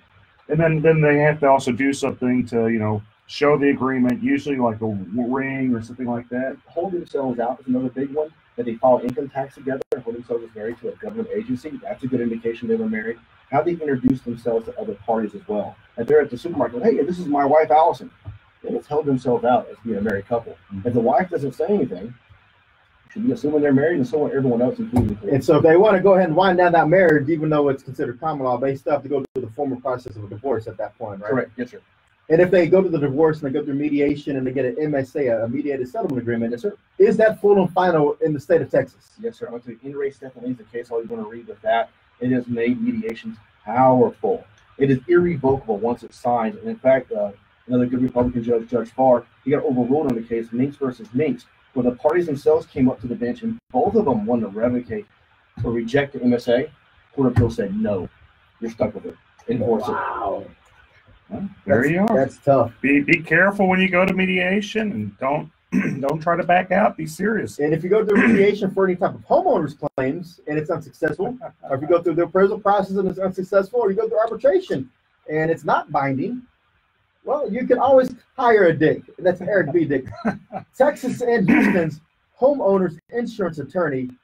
Eric, how's it going over in the insurance field right now? Any cases coming up? Oh, there's a lot of cases, man. I've represented a whole ton of people from Hurricane Harvey, and what I've been shocked with is the majority of the people I've represented, they've been underpaid. And when I say the majority, like I've represented thousands of people, and it's just sad seeing, how the level of people have been underpaid. Some of them have been underpaid like $10,000, $20,000, $30,000. So I do everything I can to get them paid right. Folks, this has been a good time. I'm going to have to see you next week. They're cutting me off. They're saying no more free advice. Eric, you've given out too much free legal advice. No more. Cut it off. It's because Eric Dick will protect you in the fight against homeowners insurance or any type of insurance company. Make sure you call Eric B. Dick at the Dick Law Firm. Thanks to our guest, Bo Bowen. Thanks, producer Shannon. I'm Chris Carmona. Eric Dick, take us away. Thanks, folks. See you next week. Thank you, producer Shannon. Bye-bye, folks.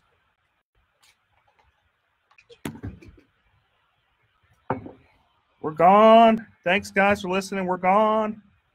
Hope I didn't get in too much trouble. Roseanne, thanks for the great contribution. Hope I didn't get in too much trouble, folks. You have a good one. Thanks for your contribution as well. Shelly Rogers, thank you for your contribution again.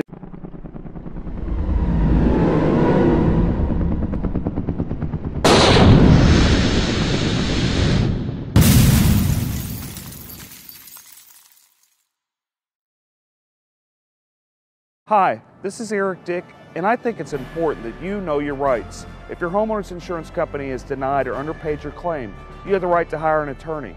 You have the right to call me for a free consultation at 833-7-RIGHTS. That's 833-7-RIGHTS. Don't let your homeowner's insurance company take advantage of you. Call me today at 833-7-RIGHTS. Has your homeowner's insurance claim been denied or underpaid? Call Dick Law Firm at 833-7-RIGHTS. Feeding Rocks. It should not be a crime to feed the homeless. Feeding Rocks. A good Samaritan shouldn't be punished for acts of kindness. Feeding Rocks. Because it's more of a crime to turn your back on a starving person. Feeding Rocks. You shouldn't go to jail for sharing food. Feeding Rocks. You can't in good conscience let a hungry person starve. Feeding Rocks. Help us legalize charity. Go online and sign the petition. www.feeding.rocks. Feeding Rocks.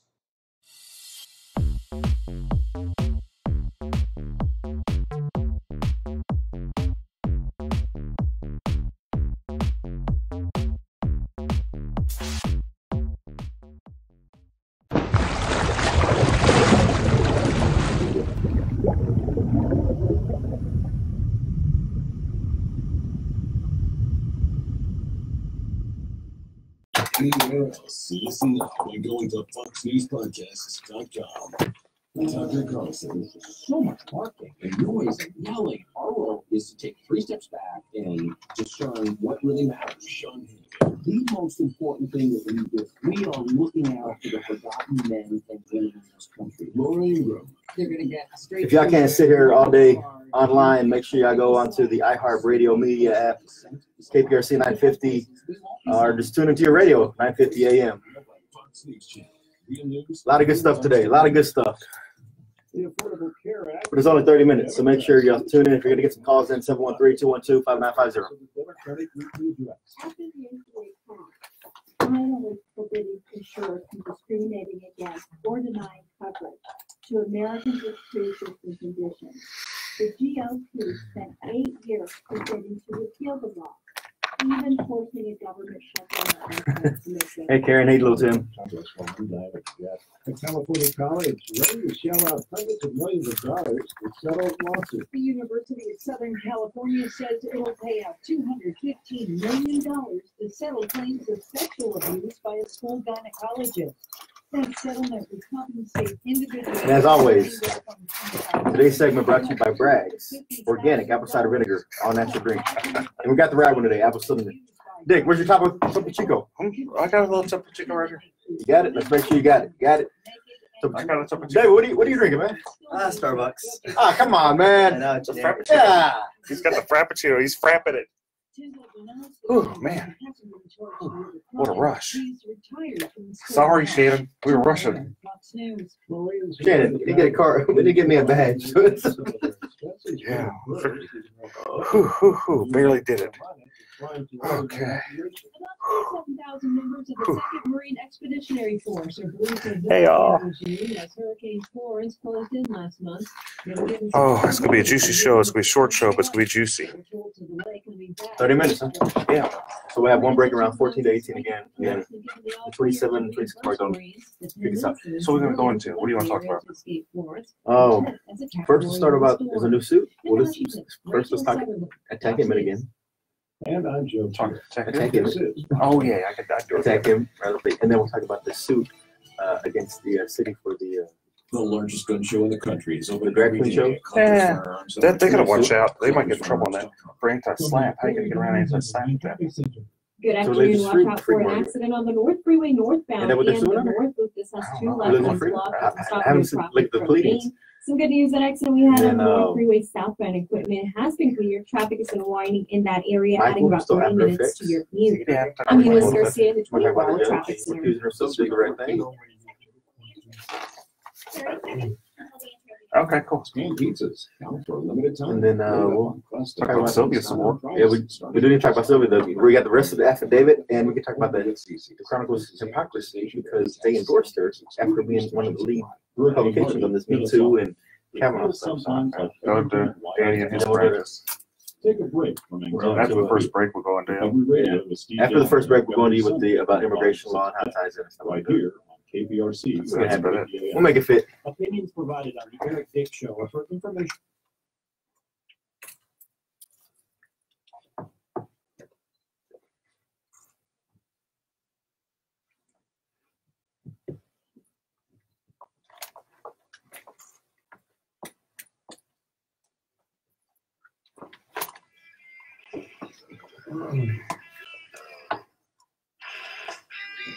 See, they've never heard the intro on Facebook streaming.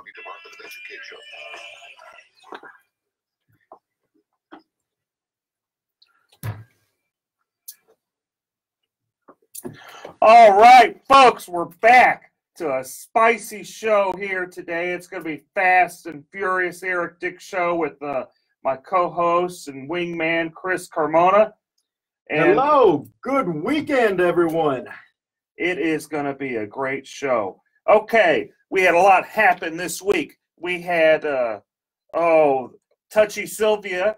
We got the rest of her affidavit where, she's talking about some rash she has, and she has a clerk, which she's a municipal judge, and she, starts telling the clerk, hey, I got this rash on my leg. You want to see it? And the clerk's like, well, no, not really, Sylvia. I don't know that many people want to see it, but no, I'm good. And she was good. And that's the thing. I mean, when we left off last week, we had limited information on this affidavit, but we have procured the remainder of the affidavit, and it just gets even worse. I mean, there was trips to Nashville where she was just taking advantage of her allegedly aggressively inside this hotel room. And, this is a legal talk show, and we talk about legal standards and how that impacts the community. Well, I remember a couple of weeks ago, the Houston Chronicle made it a point to make sure that our Supreme Court of the United States candidate, now Justice Kavanaugh, was put through this ringer and even made a point to publish different opinions and editorials where it said that, if you're accused of these things, you're not fit for these types of positions. So with Sylvia being accused of these types of allegations, it's surprising that they came out and endorsed her this week. What's going on? Well, it's a quote, Erica Grinder from the Houston Chronicle. It's dead and irrelevant and no one cares. And that's actually from a reporter. So what's interesting with the whole Kavanaugh thing is you had a woman, and she was sincere. I know there's people that have different opinions, but she seems sincere that something happened to her. Maybe we aren't sure what happened, but something happened, and she seems sincere about it. Just as the level of sincerity in that affidavit. And they go into a lot of detail. And it's pretty folks. Detailed. I mean, these aren't things that have been sitting on and no one's come forward. Apparently, Ms. Gutierrez had actually made these complaints before, but it fell on deaf ears. And that's the problem I see with the city of Houston, is that they pick and choose who they actually want to move forward with these types of allegations. And I think that's something that falls back into the city council and also the mayor, because we have to stop that culture of siding with some, whether it's political or not, or it's just friendships. If these allegations are being thrown out there, you got to act on those. I mean, if not, you open yourself to all types of liability in the employment field, right? Yeah, you're right. And didn't if I remember right, reading that affidavit, didn't one of her staffers kind of walk in and go, whoa, I don't want to see this, turn around beeline right out? Opened the door, unlocked it, and said, whoa, made a U-turn and got back out of there. I mean, so there's been witnesses to these allegations or to these events, and I'm just shocked and appalled that for the Houston Chronicle to come out and say, we're going to lead the movement and making sure that people have a voice and people who have these allegations, they're going to be heard, to come out with no hesitation and endorse against Philip Aronoff in the congressional race in CD 29 over in the east side of Harris County. Or they could have just done no endorsement. And they could have just done, they could have said, well, look, we're going to be the bigger person. These allegations with Sylvia, they're pretty sincere. And just so the listeners know, this is, the former county commissioner, former state senator, Sylvia Garcia. What she did is she took off her, allegedly, which is probably not very alleged, but anyway, she took off her pants, said, hey, I got a rash to one of her clerks, ran around in her panties. Another one of her staffers kind of came in and kind of was freaked out and beelined out of there and just completely harassed this poor girl. I mean, if I did this type of stuff at my business or even at the Department of Education, it'd be all over the news. Oh, it would be. It would be lawsuits left and right, all over the news. Every single media publication in the city would be covering that. And again, I'm just shocked at that. And, I hope that, people put politics aside, because, again, this has a lot more weight in this story with specific details than we saw with Kavanaugh. And I hope the Democrats actually hold Sylvia Garcia accountable. And there may be some infighting that results from this, with early voting starting on Monday. And so we'll just have to see on that. But with infighting also comes another person we need to talk about. The turmoil hasn't stopped with our county judge. Oh, hunker down? Hunker down. You know, last week he had came out and endorsed the Democrat candidate for lieutenant governor, and there was some minor backlash from some of the candidates down ballot in Harris County, the Republican candidates. And there hasn't been any backtrack. If anything, it's been a double down on the statement of saying, I said what I said and I meant what I said. You know, how's that going to affect everybody? How's that going to affect the courthouses? Because, you know, in 2008, we saw a huge wipeout. 2012, we saw it again, a wipeout. 16, another one, sweep every 4 years. See, Ed Emmett is just kind of the reaction. It's really the fault of the local party, the complete mismanagement by the local Harris County Republican Party, and the arrogance of Ted Cruz. And you got to realize that Beto is the result of just utter arrogance of Ted Cruz being just elected, runs for president, just ignores everybody. I mean, Beto, he's done a decent job. He's not going to win. I don't think he's going to win. I think it'd be surprising if it'd be a shocker. But stranger things have happened. But Beto wouldn't have nearly as much following if Ted Cruz would have done his job. And also been a nice guy. And everyone tells me in the Republican Party that's around him. I mean, some people do like him, and they jump up and down and say, we like him. But there's a surprising amount of people that say he's a jerk. I don't want to be around him. He's not connected to the people he was when he campaigned first in 2012. He's kind of separated himself in more of an elitist attitude is what I hear. And then I also heard last night that there was a Kingwood Tea Party gathering, candidate rally, and apparently that was the buzz around the room. Is anybody going to hold Ed Emmett accountable for this statement? And is that going to really hurt the down ballot judges?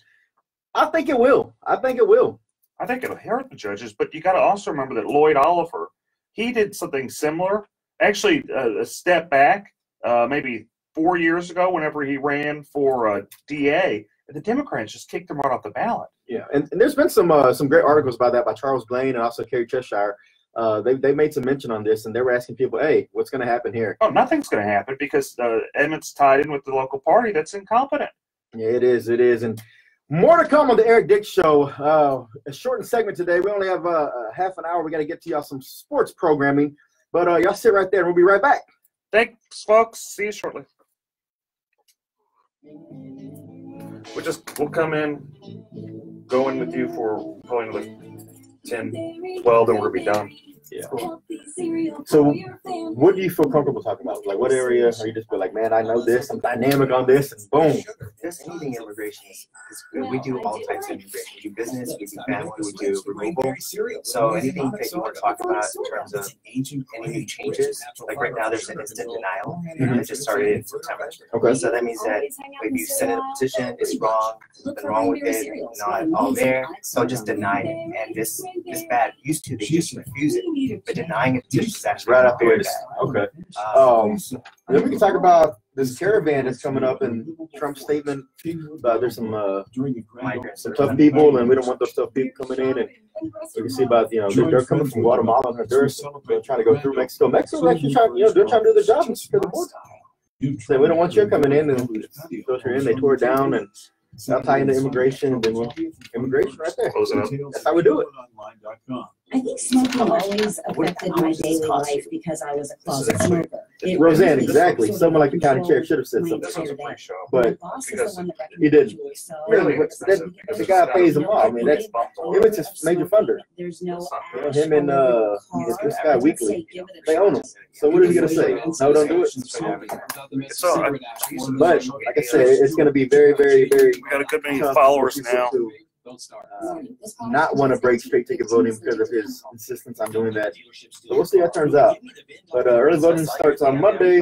Make sure I go by, vote all the way through from the top to the bottom. A lot of judges on that ballot that really need your support. It's not a smart idea just always hit straight ticket if you don't feel comfortable with all the candidates. Beto,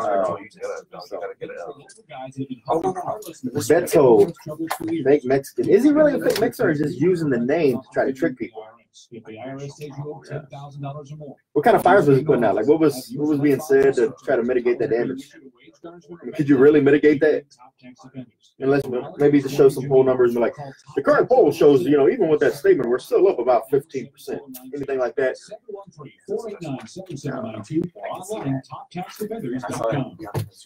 He speaks his mind. No, they have meals stores. They have You just want to make sure that's the official name. How long did you spread around? 9.2, but it took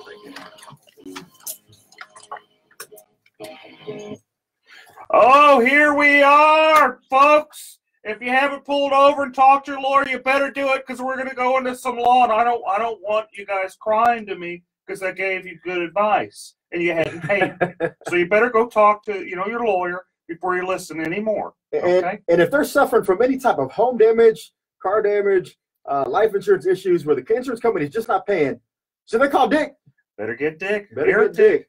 Better get Eric Dick. And so when we left off, I mean, again, there's just so much turmoil going on in this world. But one thing I do have to say is today is my daughter's 14th birthday. Happy birthday, Brooklyn.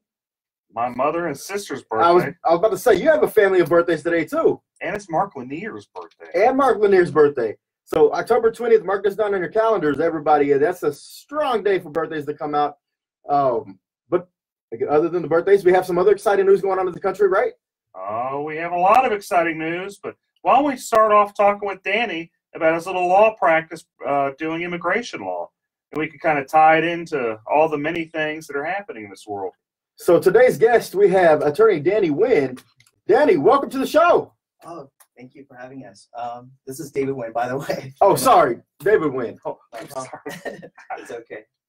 So I had it right the first time when I said David. Yeah, you said it earlier this morning, so yeah, maybe it's too early for you. Oh, I was thinking of there's a city council member in Missouri City. That's right, Danny Wynn. Sorry, David. So you have an immigration practice.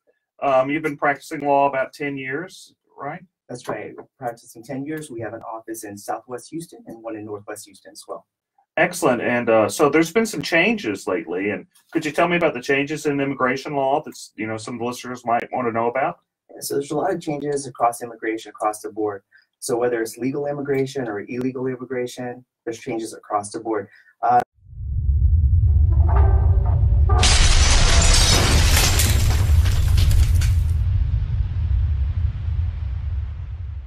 Hi, this is Eric Dick, and I think it's important that you know your rights. If your homeowner's insurance company has denied or underpaid your claim, you have the right to hire an attorney.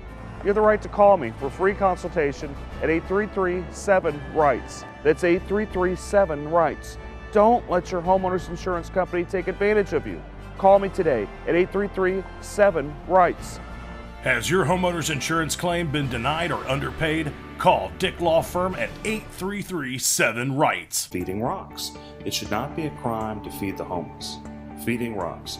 A good Samaritan shouldn't be punished for acts of kindness. Feeding rocks. Because it's more of a crime to turn your back on a starving person. Feeding rocks. You shouldn't go to jail for sharing food. Feeding rocks. You can't in good conscience let a hungry person starve. Feeding rocks. Help us legalize charity. Go online and sign the petition. www.feeding.rocks. Feeding Rocks.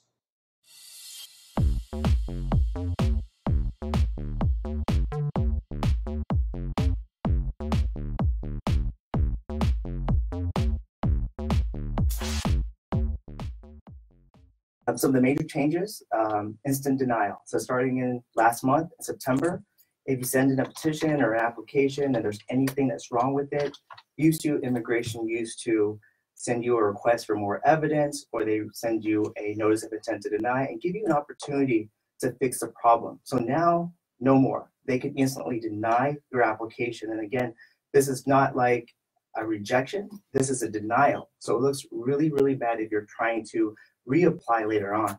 So what you're telling me is if someone wants to work on their status or, wants to bring someone over or marry someone or what have you, if they probably should not do it by themselves, they're probably behooved to go actually get a lawyer to help them with their immigration status. Is that what you're telling me, David? Exactly. I used to tell people, if you read the law very carefully, you could probably do this by yourself. But now so much things have changed. Like, I'll just give you an example. So the basic forms that you need to sponsor a spouse, it used to be last year before 2017, the I-130 form, it used to be 5 pages. Now it's 18 pages. And there's another form that supplements that. It used to be 4 or 5 pages. Now it's an additional 18 pages. And those are just 2 forms out of the many forms that you have to file in order to bring someone to the U.S. Now, and this is things that probably an attorney is best to, and equipped to handle. Is that correct? Would you say, is that a fair assessment? That's right. And, you know, it's not a person's fault, to be honest with you. A lot of things are wrong online, especially even on the government's website. They're wrong. And I could, you know, probably usually what I do is I show clients, like, look, this is what you want to do. And I can tell you that it's wrong. If you do it this way, like they have it on the website, it's going to get rejected or denied. Now, there's a lot of notaries that have popped up around this city, I know for sure, over the last few years to try to assist and expedite some of this immigration paperwork. What's your feelings on notaries? Are those really strong-minded people who understand the legal system and know how to navigate the channels? And that's a good question, Chris. Well, I can tell you for sure, a lot of people in Mexico, there's public notarios are attorneys, but in the U.S., they're not attorneys. Public notarios are popping up, and let me tell you why you don't want to hire one. The public notarios would never put their name on any of your documents. So whenever there's a problem with your documents because they're giving you wrong advice, no one's accountable except for you. And, you know, you're not going to be able to blame someone that doesn't have their names on your forms. They charge a lot of cash too, aren't they? They do, but besides this actually being illegal for a notary to practice law, and usually they'll charge at least, you know, near what a lawyer would charge. Sometimes more. Sometimes more. So you're having someone, you know, it's basically you're just going and picking someone off the side of the street and saying, hey, help me with my legal forms. I wouldn't do that. I wouldn't get, you know, someone off the side of the street to represent me, which actually I do. Being an attorney, actually I do hire people to represent me, and anytime anything happens. They say what a client has a fool. I mean, what is the saying? Yeah, only a fool has a client for himself. Or that's right. So yeah, if you have problems with immigration, you probably should get a lawyer. Maybe you could have done it in the past, but it sounds like things have changed, and it probably behoove you to sit and talk to somebody that actually is licensed through the state bar and, you know, tell you what to do. What other problems do you see happening, Danny? Okay, so the other problems that we see right now is if you're in removal proceedings. So before, if you're in removal proceedings, that means deportation proceedings, you would have probably a very fair trial with the immigration judge. It's not like that anymore. So right now, under Donald Trump, he said that immigration judges have a quota. They're obligated, or they should, try and end at least 700 cases per year. So what this means in reality is that every immigration judge under the quota has to finish a case within 2.5 hours. Think about this for a second. One party has to state the facts of the case, the witnesses have to be called up, the judge has to make a decision, all in the course of 2.5 hours. Some of these cases are asylum cases, meaning that they involve people that have been victims in their own countries. They're going to the U.S. in order to seek protection, and now you have to make a decision within 2.5 hours, whereas maybe a year ago, you would have maybe several years to put together a case. So that's what's happening right now is that. But on the flip side with that, Danny, hasn't one of the biggest issues always been that the process takes too long? You have to get in line. It's a long line, takes years. But with this expediency of a 2-hour hearing, or doesn't that speed up the process? And doesn't that help people who are in the queue trying to get through the system properly? So in the past, you're right. So in the past, asylum used to take years. Now it's not that way anymore. So earlier this year, they changed it. When you apply for asylum today, instead of taking years, you're going to get a notice for an interview within 3 to 5 months. That's very quick. Think about this. You have to show asylum is not easy to get. You're going to have to, usually the attorney will write a legal brief. You have to show evidence, so medical records. Imagine fleeing your country with nothing, and then you're going to have to try to get, certified copies of your birth certificate, your, anything that you have in that situation, maybe judicial records. I mean, it's going to be very hard for anyone that's fleeing their country with no money. Yeah. And nonprofits nowadays don't have a budget in order to fix this issue. There's too many people. It's definitely a broken system. It's something that we really have to make sure we're pressing our Congress members and our senators to put something in place that's actually going to be sustainable in the long term. And it's not just the immigration system. I mean, it's the same way with our justice system. There's a lot of sad things that happen every day.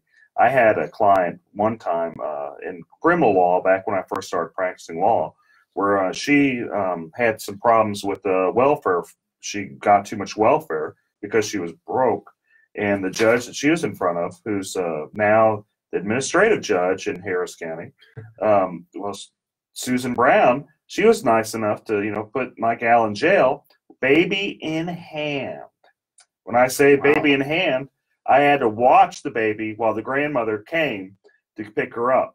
It was training for you, Dick. It was training for you. That's training. But we want to talk about injustice. There's a lot of injustice to go around, a lot of injustice in different spots. And it's been going on a long time, and I imagine there always will be injustice. Yeah, real quick, David. There's a huge caravan coming through Central America right now, going through Mexico, trying to get to the United States. Will they make it? And if so, are they going to be turned back around under this new policy provisions? What happens to them? Right now, it's harder for people trying to enter the U.S. to get asylum or refugee status. So I think it's going to be an uphill battle for them to try to make it into the U.S. And even if they do, it's going to be very hard for them to try to get any legal status in the U.S. So it's very hard. We're turning away people that are actually fleeing their country. Some of these people, yes, there's always people that will try to, go past the system that do not qualify. But you have to understand there's a huge vetting process to make sure that their alibi sticks. There's multiple interviews to make sure they have a credible fear. But if you have a group of 1,000 people coming in one time and saying, we just got bombed in our neighborhood, shouldn't their stories all match, and wouldn't that be considered some type of evidence that could be used in the process? So just like you mentioned earlier about the Kavanaugh hearing, when people experience trauma, they're gonna remember different things. And so when you have a child versus an adult, they're gonna see different things, and that's why it takes a lot of work in order to gather the story to make it make sense, because every person's story is going to be a little different based on their experience. Well, I think it just goes to show that you're always probably doing right whenever you have legal problems to go and get an attorney. The system's always going to change under whether it's Trump, whether it was going to be somebody else. The system's going to change. Whether it's good or bad, it always remains to be seen. It's fascinating how government works and how consequences for actions happen. Plenty of times they're inadvertent. This could be a good thing. It could be a bad thing. Only time will tell. But what is important is while they're going through this process, if they're serious about it, they probably need legal help. They do, and that's what we're here for, is to try to make sure we guide people to make sure they're getting legal help in any type of situation they're in. And David Wynn, thank you for your time today with talking about immigration. And if anybody needs to reach out to David, what's that phone number? It's 281-777-1236. All right, thank you, David. Yeah, so is there anything else we need to go through in this fast and furious? Absolutely. Again, anytime you're facing an insurance company, whether it's a car accident, a personal injury that happens, you slipped and fell, or you got flooded or hail damage, and the insurance company does not want to pay, you got to make sure you have someone on your side who's going to fight for you from the beginning to the end, and is going to take the insurance company to task. What I found amazing is I've represented like thousands of people, and when I say thousands, like 2,000-3,000 people. And out of those thousands of people I've represented, I'd say 98-99% were underpaid on their claims. It's just kind of fascinating that so many insurance companies just underpay claims, and they pay big money to to government through lobbyist organizations like Texans for Lawsuit Reform to buy people off. But I guess that's never going to stop. You're always going to have stuff like that, and that's been going on since governments began. Is you have special interests. And it has, and as long as there continues to be special interests protecting the insurance companies, it's important and critical that you have an attorney fighting on your side, and that's where homeowners insurance lawyer, attorney Eric Dick, comes in. And again, if you're getting in that legal situation, don't get mad, get Dick. Good to be back again, folks. I'll see y'all next weekend, or I won't see y'all. I'll talk to you next weekend. And make sure that we haven't always said this, but we got to send a huge shout out to our producer Shannon. See y'all next week. Thanks, producer Shannon. Have a good one. Barely did that one. That was a rush. Hey, send me some business cards. Maybe I'll hand it out. I have a business card wall. Yeah, guys. Again, sorry for the short show today, but we'll be back on. We're good next week, right? I'll put this on. I think we're good next week. But we'll let y'all know. Yeah, have a good one. It's on Twitter. It'll be on Twitter later. Okay. Bye, folks. Thanks.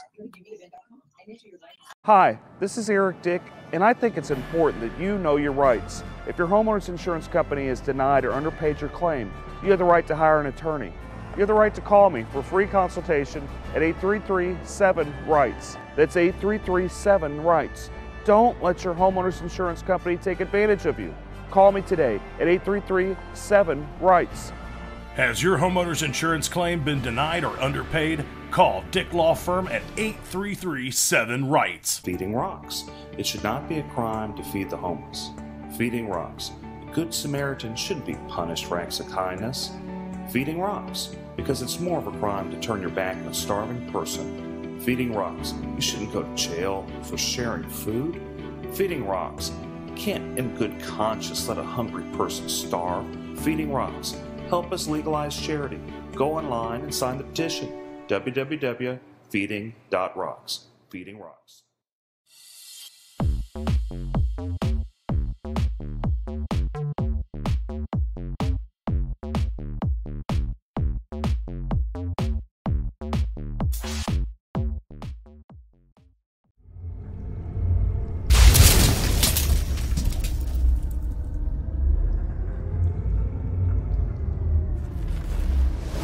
We're about to go live. About 7 minutes. We've got a bunch of great guests, a bunch of great topics. You can message me. If you guys message me, I'll respond. Oh. Let's see. My handle is at Dick Law Firm on most Twitter, Instagram.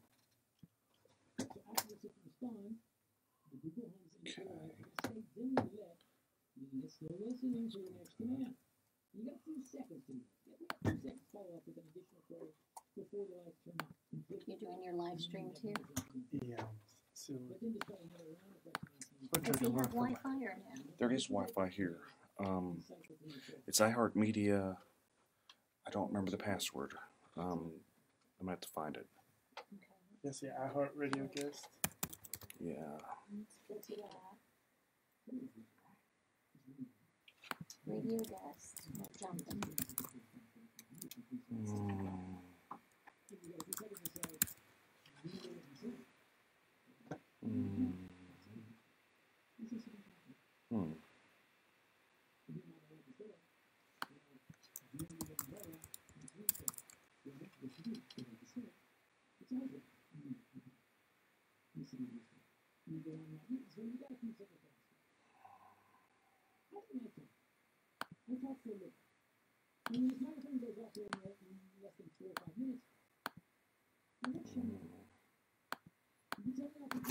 I don't know that I know what the password is, guys.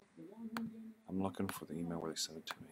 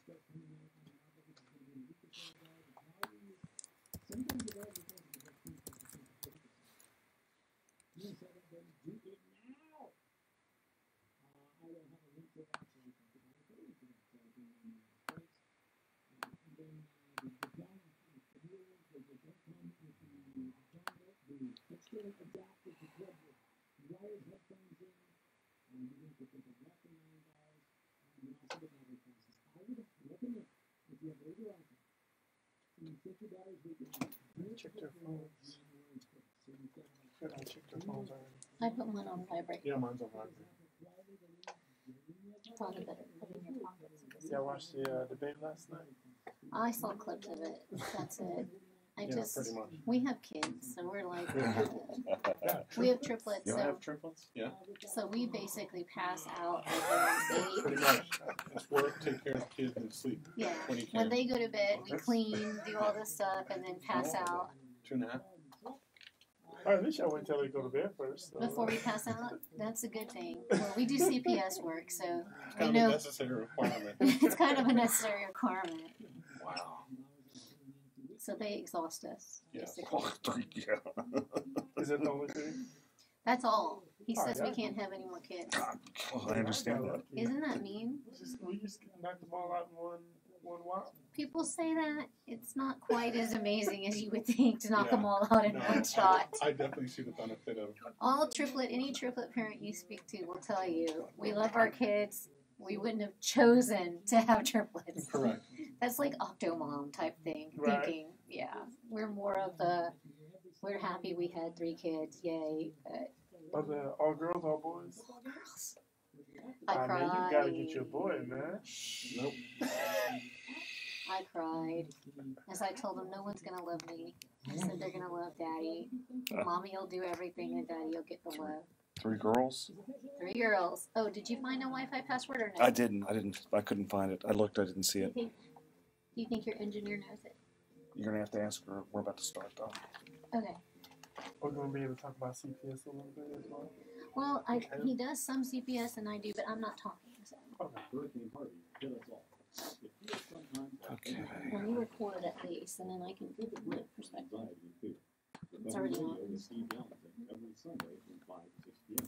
Right here on KPRC 950 AM. Sacramento, the worst commercial ever. Hi, I'm Justin Galvin, retired athlete from the local ball team, so I know a thing or two about insuring a landscaping business. I trust the pros, commercial auto and business insurance with Progressive. Get customized insurance solutions at a Grand Slam home run for you. Restroom. I'm running. Whereas commercial auto and business insurance through Progressive is agent. To the left. To the left. So I just discovered Dazzle.com. It's a totally addictive new jewelry site with big name luxury brands. And you know which ones I'm talking about. Uniqlo's and I was thinking you can't find anywhere else. All at a fraction of the price. I'm going back on Dazzle.com tonight. Maybe doesn't necessarily work. Ah. Okay.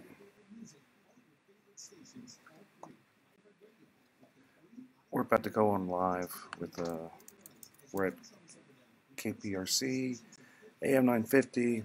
We've got a bunch of great guests today. A family lawyer, kind of a couple. Philip Bryant here is co-hosting, helping me out. He's wingmanning it. We're going to be going on pretty soon, so tune in. You guys have any questions, post it on, I'm watching on Facebook. It's live on a number.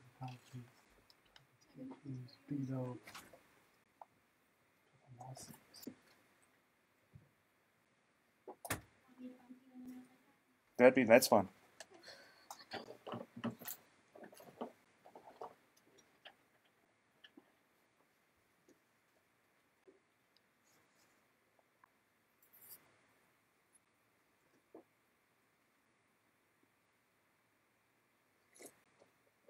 Oh, maybe I should put on my headphones.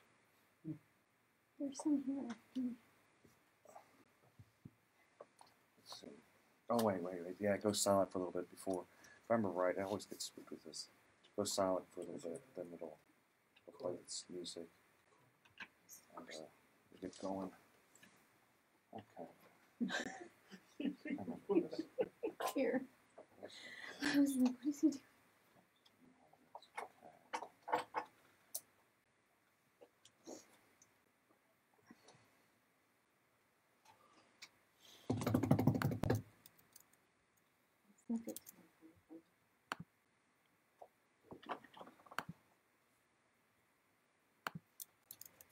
I didn't know Beto had a DWI. You mean Bill? Oh, Beto.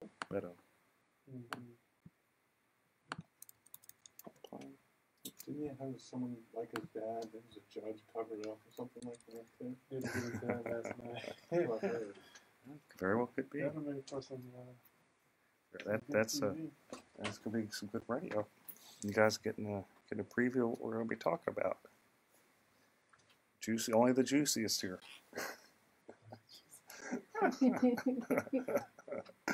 Okay. Am I gonna be able to hear? We have a studio. There's gonna be a studio monitor that'll play that like we were hearing before. It'll play. Oh, in the background. In the background, yeah. Okay. If there's a good family law question, can she answer or does it have to be me? I don't mind. Y'all can both answer. Okay. There should be a mic right there. That might still be on. There should be both mics on. But No. Those criminals definitely are on. Well, if he says for me to do it, I can push mic on. Yeah, no, just hold on.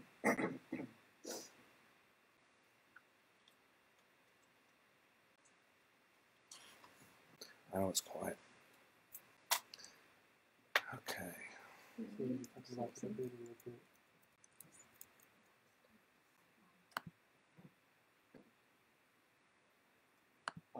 is Russell Newman and Newman Rodriguez. We're live on AM 950.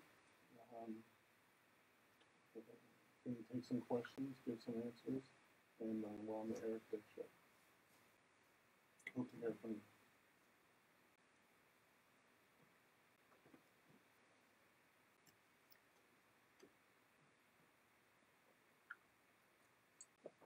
Okay, I know it's a little quiet. I know. That's okay. Just getting ready. It's the calm before the storm, folks. The calm before the storm.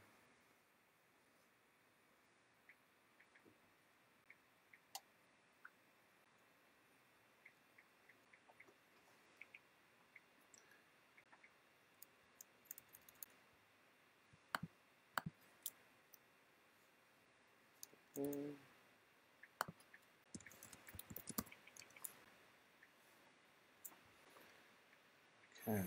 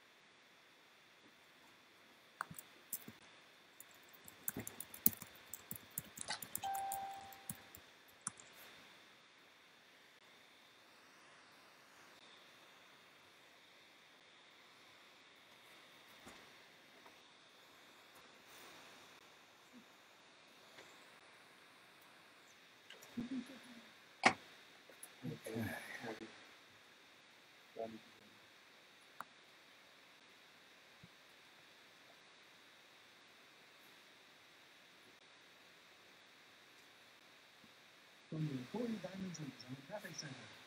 We did have an accident working on the outbound side of the freeway. We put recap to the backing up into the downtown area. It's not cleared, but things still might be slowed up in line. We do have construction delayed outbound on the Southwest Freeway, approaching West Loop, but now the backup from Stephen Cross. 24 hours traffic center. Adjust that. This report is the headphone volume there too. It's too loud. this was a participating multi-modified stores. Okay, we'll get ready to go on. Minutes, folks. I'm here. Still have a delay. You tune in AM 950 or just Facebook Live, Twitter, Instagram, Twitch. Twitch, yeah. I'm on Twitch, YouTube, and every single one. Periscope. That's pretty cool. Periscope, which is Twitter and all of them. So, guys, you got questions? Oh, so. You should contact your attorney to obtain advice with respect to any particular issue or problem. The opinions expressed in the whole picture are that of the host and guests, and do not reflect the opinions of the station or iHeartMedia.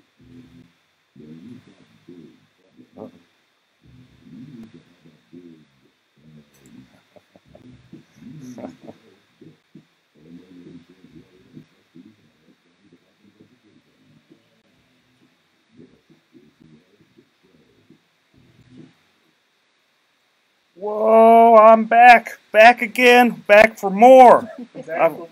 Oh boy, and I've got a number of great guests today. We got a lot to talk about. This is Eric Dick, and running wingman today is none other than Philip Paul Bryant of the Kojic Pack and many other great ventures. Good afternoon.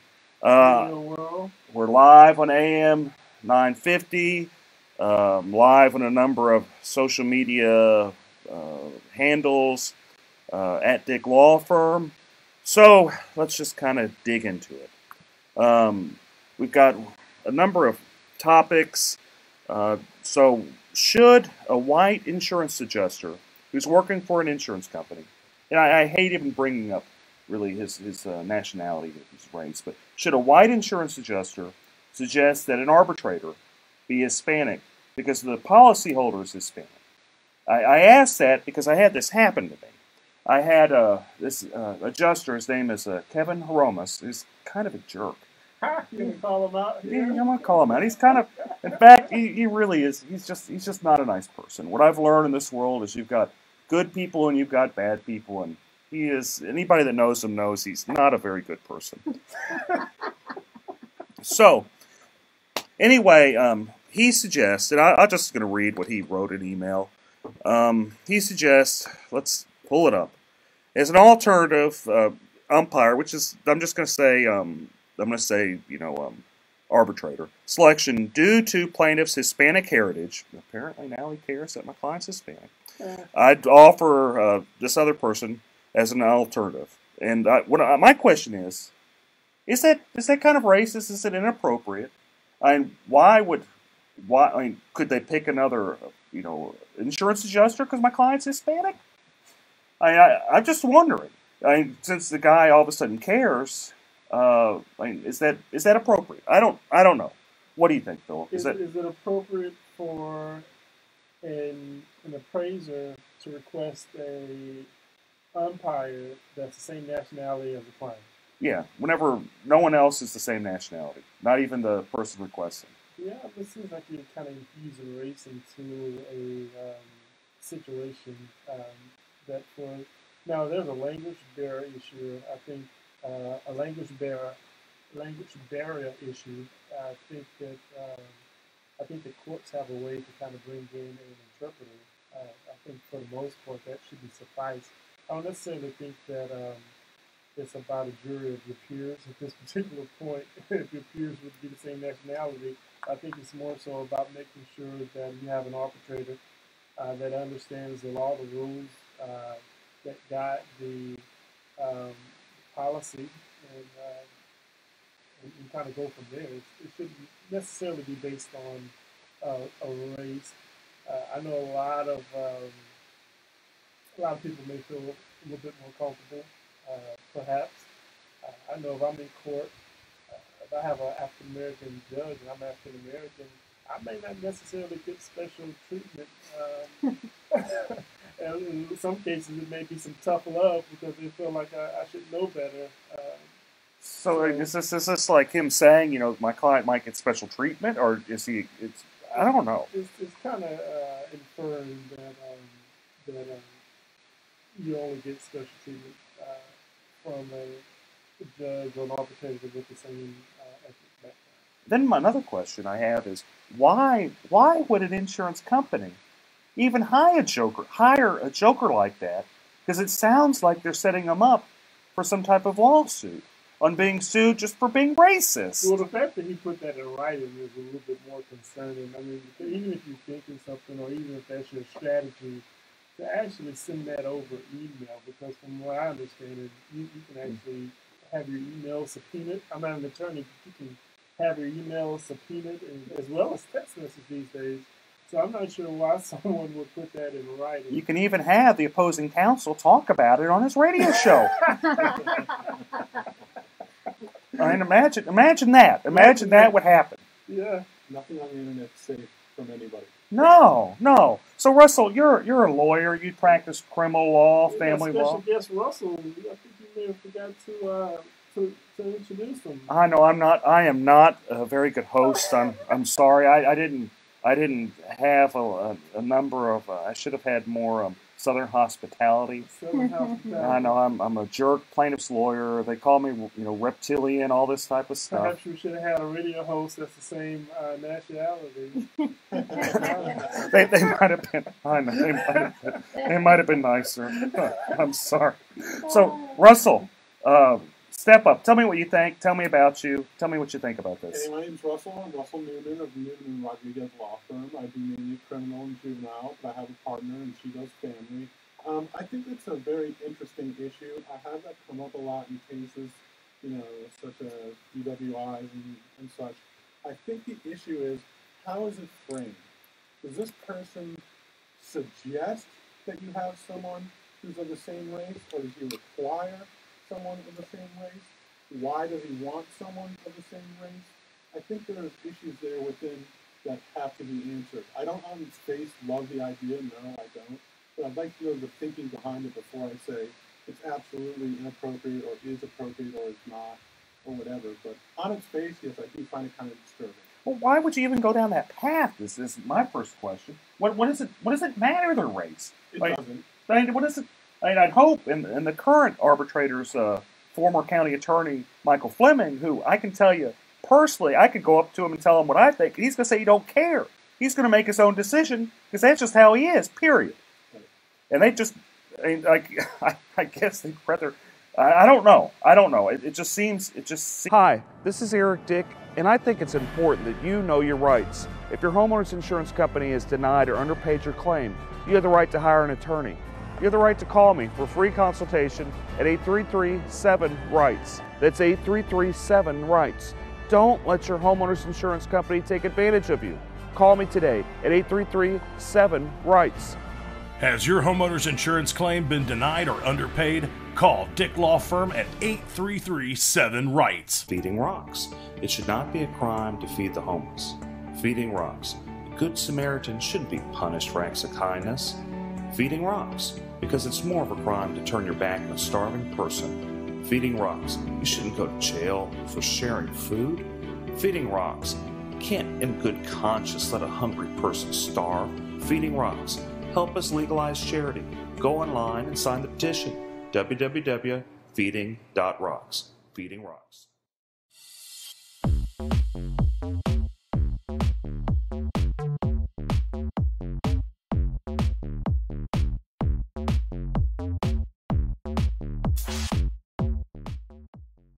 Seems weird, but you brought your law partner, your spouse. You brought her along with you today. Absolutely. Yeah. And y'all share triplets, as we were talking about. They are 2.5 years old. I love them to death, and they are hastening my death at the same time too, probably. Well, that's you don't really. These are your first. First and only. 3 at a You guys time. are just warming up, man. Just figured out how to do that right. Now you can just call it. If they're great or if they're screwed up, I've done my damage. Having 3 at a time, that is a lot. What we were talking about. You're afraid they'll have another 3 at a time and end up with 6. Yeah. She may never be touched again.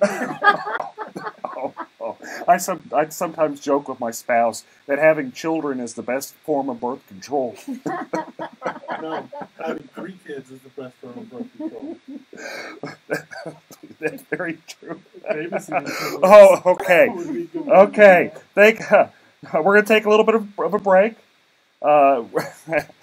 Talk more with Russell and Philip O'Brien about some other great topics. Thanks, guys. We'll be back.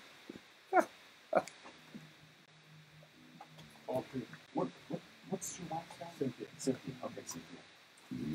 Sorry.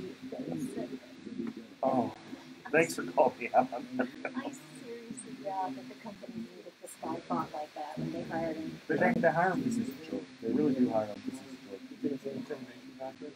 No, I think what it is he's afraid Fleming's going to be big. He's always there. And he's just trying to bait. He's trying to bait the other person into changing.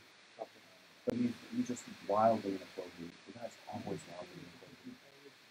completely sense that having to deal with somebody that does this is just insane. Because they go crazy, and of course it's their bottom line. The least amount that they give you, the better it is for their company to hold on. But it becomes ridiculous, like after a point. Well, essentially the job is to be a fit. That's the main goal, is that as unfair as it could be so that they can save more money for their company. That's true. That's true. If they were fair, I'd probably be out of business. Because they wouldn't need you. No, they wouldn't be. Full-time radio host here. Oh, yeah. Starving full-time radio host. Hey guys, thanks for tuning in. Oh man. Okay. Ours is still streaming. I don't know how to call it. Oh, it's gonna stream all the way through. Well, mine is on my phone. I'm streaming all this. Okay. A lot of people asking about the propositions as well. Oh, we can talk about the propositions. You know how I feel about the firefighters. You haven't seen a bunch of great people joining in.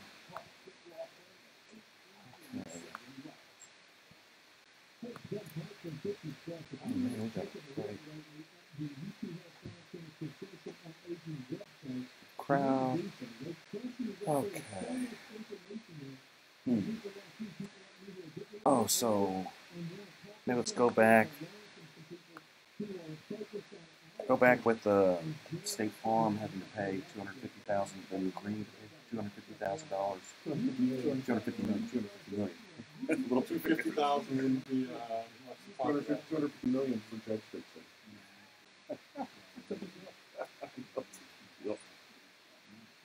Oh, in a time like that, you know, we're pushing laws that favor interests.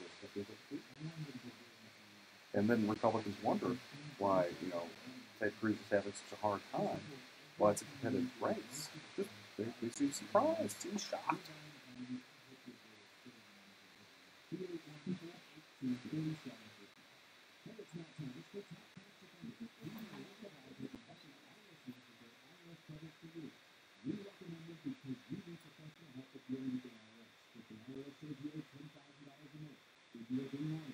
You can pretty well set up the background. Oh, I can hear it. No, I just hear you guys. I mean, Oh my gosh. I don't even know. I didn't even pay attention. Once it started, I was listening and laughing. It's a good show. Feel free to jump in. We talked smack for a little bit. Oh, I was laughing. Oh, I'm still, to be fair, I have two kids, a 5-year-old and a 2-year-old. I can just imagine having three-year-olds, three-year-olds? Two and a half. So they're doing the Trouble Twos right now? Oh, yes. Okay. I'm back with Eric Dick on my little show we got here with Philip Paul Bryant running shotgun. We've got a great law couple, Russell and Cynthia. Was it Newman? So then we're talking law and politics, because that is just the most fun stuff to talk about on a Saturday afternoon, folks. It's just great. Okay, so what I saw in the news some time back is State Farm agreed to pay $250 million, not thousand, not hundred. $250 million. A $250 million. And the allegations were that they fixed the judge. When I say fix the judge, there's an underlining case, and they got that judge kicked out to get another judge that they pretty much paid for to kick out a meritorious case, and they got sued over that and settled it for $250 million. Yeah, this was Illinois. You know how they do Chicago politics style, right? I think it was the state Supreme Court. From what I saw, it was a state Supreme Court case. A judge was originally, I guess he was an appellate judge in the circuit court for a little bit, and then I guess when the seat came open, They threw, looks like it was about $5 or $6 million behind this campaign. to get 5 or elected to the 6 Supreme Court. million with the M. Bigger question is, can we get some of these State Farm PACs to donate to some of our judges? Just kidding. Just How kidding. about donating to us? Well, I think okay. So let's break this down a little bit, because this could go a lot of different ways. So you've got an insurance company, the biggest one in the nation. People wonder why I jump up and down and say, "Don't get State Farm; it's the worst one." All my newsletters, number one, say State Farm. They're vindictive. They're going to find any way to take advantage of you. I love their commercials, though, man. I mean, have you seen their commercials? It's good stuff. It is good stuff. You put your heels together and then say, and they're there when they need the money, but whenever it's time to pay the claim, apparently they aren't. They say, too bad, so sad, call your dad, go sue us. And if you get a good judge, then they're going to pay $5 billion to kick out that judge to get someone else. It seems like, it looks like there was an original case that I guess the plaintiffs won about $8 billion. And so the case was already won, and it looks like they went back, got this judge on the bench, and allowed this judge to then go back and undo the case. Well, of course. That's pretty gangster, even for Chicago, even for Illinois. That's pretty gangster stuff. Cheaper than paying $8 billion. Just a little. Absolutely. What do you think about that, Russell? What do you think about State Farm trying to fix a judge? We see that going on in Harris County in the criminal courts. Well, I think people think that can happen, but I don't actually see it happening. But one of the questions I have about that is, if State Farm is being called out on this one, how many times has it happened in the past? That's a great question that I would have about this problem that's presented in Chicago. I see it every day, folks. I see it all the time, every day with State Farm. So I'm just gonna tell you about it. If State Farm does you wrong, you hire an attorney, you sue them. Your choices are take it to the box or walk away. And that's kind of they don't care. They make you try cases. They'll spend, the last one I tried, they spent maybe $400,000 or $500,000, and this is over like a $10,000 dispute, folks. It's not over much money. It's over $10,000. They didn't pay the guy to replace his roof after there was storm damage that happened up in the Dallas area. He was upset. He's like, I've been paying into State Farm for all this time, and I figure the least they do. I've been paying them, $3,000, $4,000, $5,000 a year. At least they do is, pay to fix my roof. But no. They made him take it to the box. 3 years later, we had a trial. So, it happens all the time. What their strategy is to just blow you out of the water. If they'll depose every single person. If you have an attorney proving up attorney fees, they'll depose you. So, y'all do, Cynthia, you do family law, right? Doing family law, I just have, you prove up attorney fees all the time. Either the husband will say, you made me do this stuff as a portion of equity since we're married, pay for my attorney fees. Or the wife, or there'll be a child support little fight. And it's like, you're making me have to do this, pay up my attorney fees. That's correct. Happens all the time, every day. Every day, somebody wants to find out, make sure that it's an equitable amount of attorney fees that are being paid on both sides. And there's some situations where you're entitled to the attorney fees. So if you file a motion for enforcement and you're successful, and when I say enforcement, that means, let's say your baby mama, to use the phrase, is not allowing you to see your kids according to an order. Well, judges don't like that, especially here in Harris County. We've got some really great family law judges on the bench right now. We do. And you're entitled to your attorney's fees if that judge feels that there was a violation of that order. So in those cases, how many of those cases have you seen? Just a guess. How many have you done in your life of those type of cases? I can't even count it. Like thousands, tens of thousands? I wouldn't say thousands. I'm not that old. But you'd say hundreds, like I would say probably about 100 at this point. Right, and then each week you've seen it 2, 3, 4 times, right? Yes, at least each week, 2, 3, just depending on our schedules. How many times has opposing counsel, thought it would be a good idea to depose someone over the attorney fees. Absolutely none. In fact, we barely question each other most of the time if they're fairly reasonable on It's your accepted hourly rate. practice at this point, isn't it? That's correct. Right. It's accepted practice on this point, especially on those types of cases. Now, what shocks me, get this, every single time I take a State Farm case to the box, they spend 3, 4, and this is nice, 3, 4, 8 hours deposing me over attorney fees. 8 hours. We call that being a bully. They're trying to intimidate and they're trying to make a point, and they're using you as part of it, obviously, because if one attorney says it's not worth it, then maybe the next person won't take a State Farm case. It's a deterrent on their part. Correct. They know that if they start doing it across the way, because obviously you have friends that are plaintiffs' attorneys, just like we have friends that are family law attorneys and criminal law attorneys, and so we talk. And there's certain cases in certain courts, which I won't say, that I may charge a little bit more because I know it may be a little more difficult to deal with. And I'm sure you and your friends discuss State Farm ad nauseum. Well, the good news is there's just not many people that take first-party insurance claims, especially with the current laws in place that are exceptionally favorable to insurance companies. You had a 542A that happened, over the last legislative session, where you had Texans for Lawsuit Reform basically bribing people to push that law in place.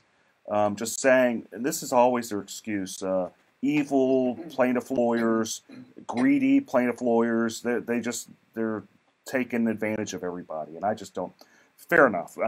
That's just their propaganda. Usually when there's propaganda, there's a reason for the propaganda. And I'm going kind of off on just a tangent. But since we're going off in this tangent, let's run with it a little bit.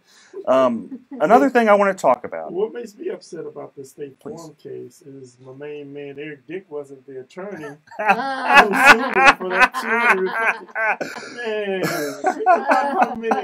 how much, what's the attorney fees on that? What's the Mexican restaurant we go to? Oh, El Tiempo. Man, think about how many times we could have went to El Tiempo. Lifetime supply. He could have bought El Tiempo. He could have bought in your backyard next to the pool. Save ourselves some time. Fajitas and margaritas for everyone. No, we just get the little. We're just going to be getting the little meals. We're ordering off the lunch plate, Philip. We aren't buying no restaurants. There's the kids menu too. There's the kids menu. Yeah. You especially have the kids menu with 3 kids. You can bring the girls; they'll only eat one of them. Okay, so we're going to take a quick break. We're going to be back. We're going to talk about TWIA, Texas Windstorm. We're going to talk about the courthouse state of affairs with family and criminal courthouses. And, of course, we're going to talk about the debate last night with Beto and Ted Cruz. Stay with us. Thanks, folks. See you soon. I turned the microphone off. I think I did. I hit off.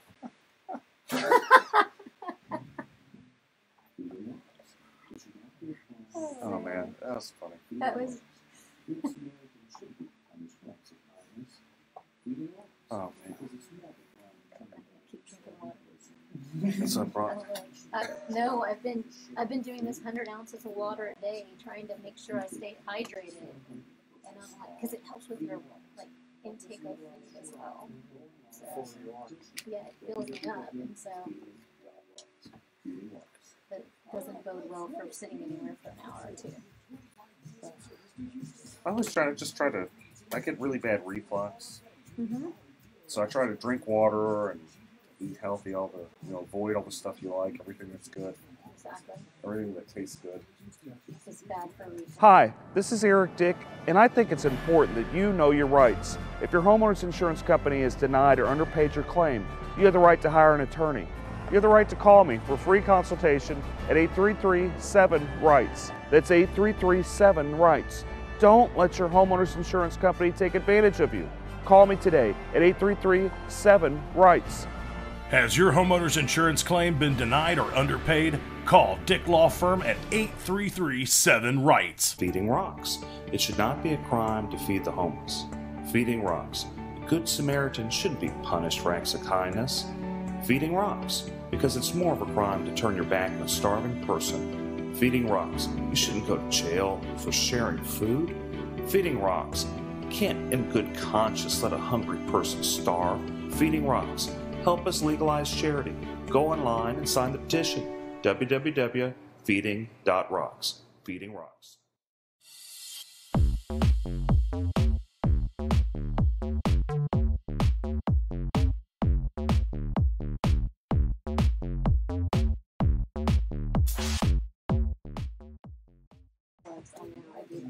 Life well lived might be better than a long life. Well, I got kids too.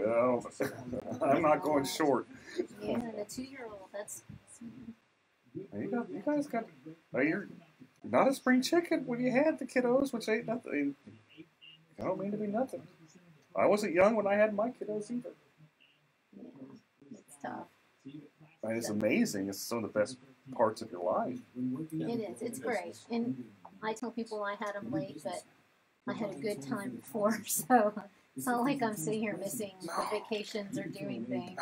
No, and then you got your kiddos, and the way they look at you, the way the things they do is just so adorable.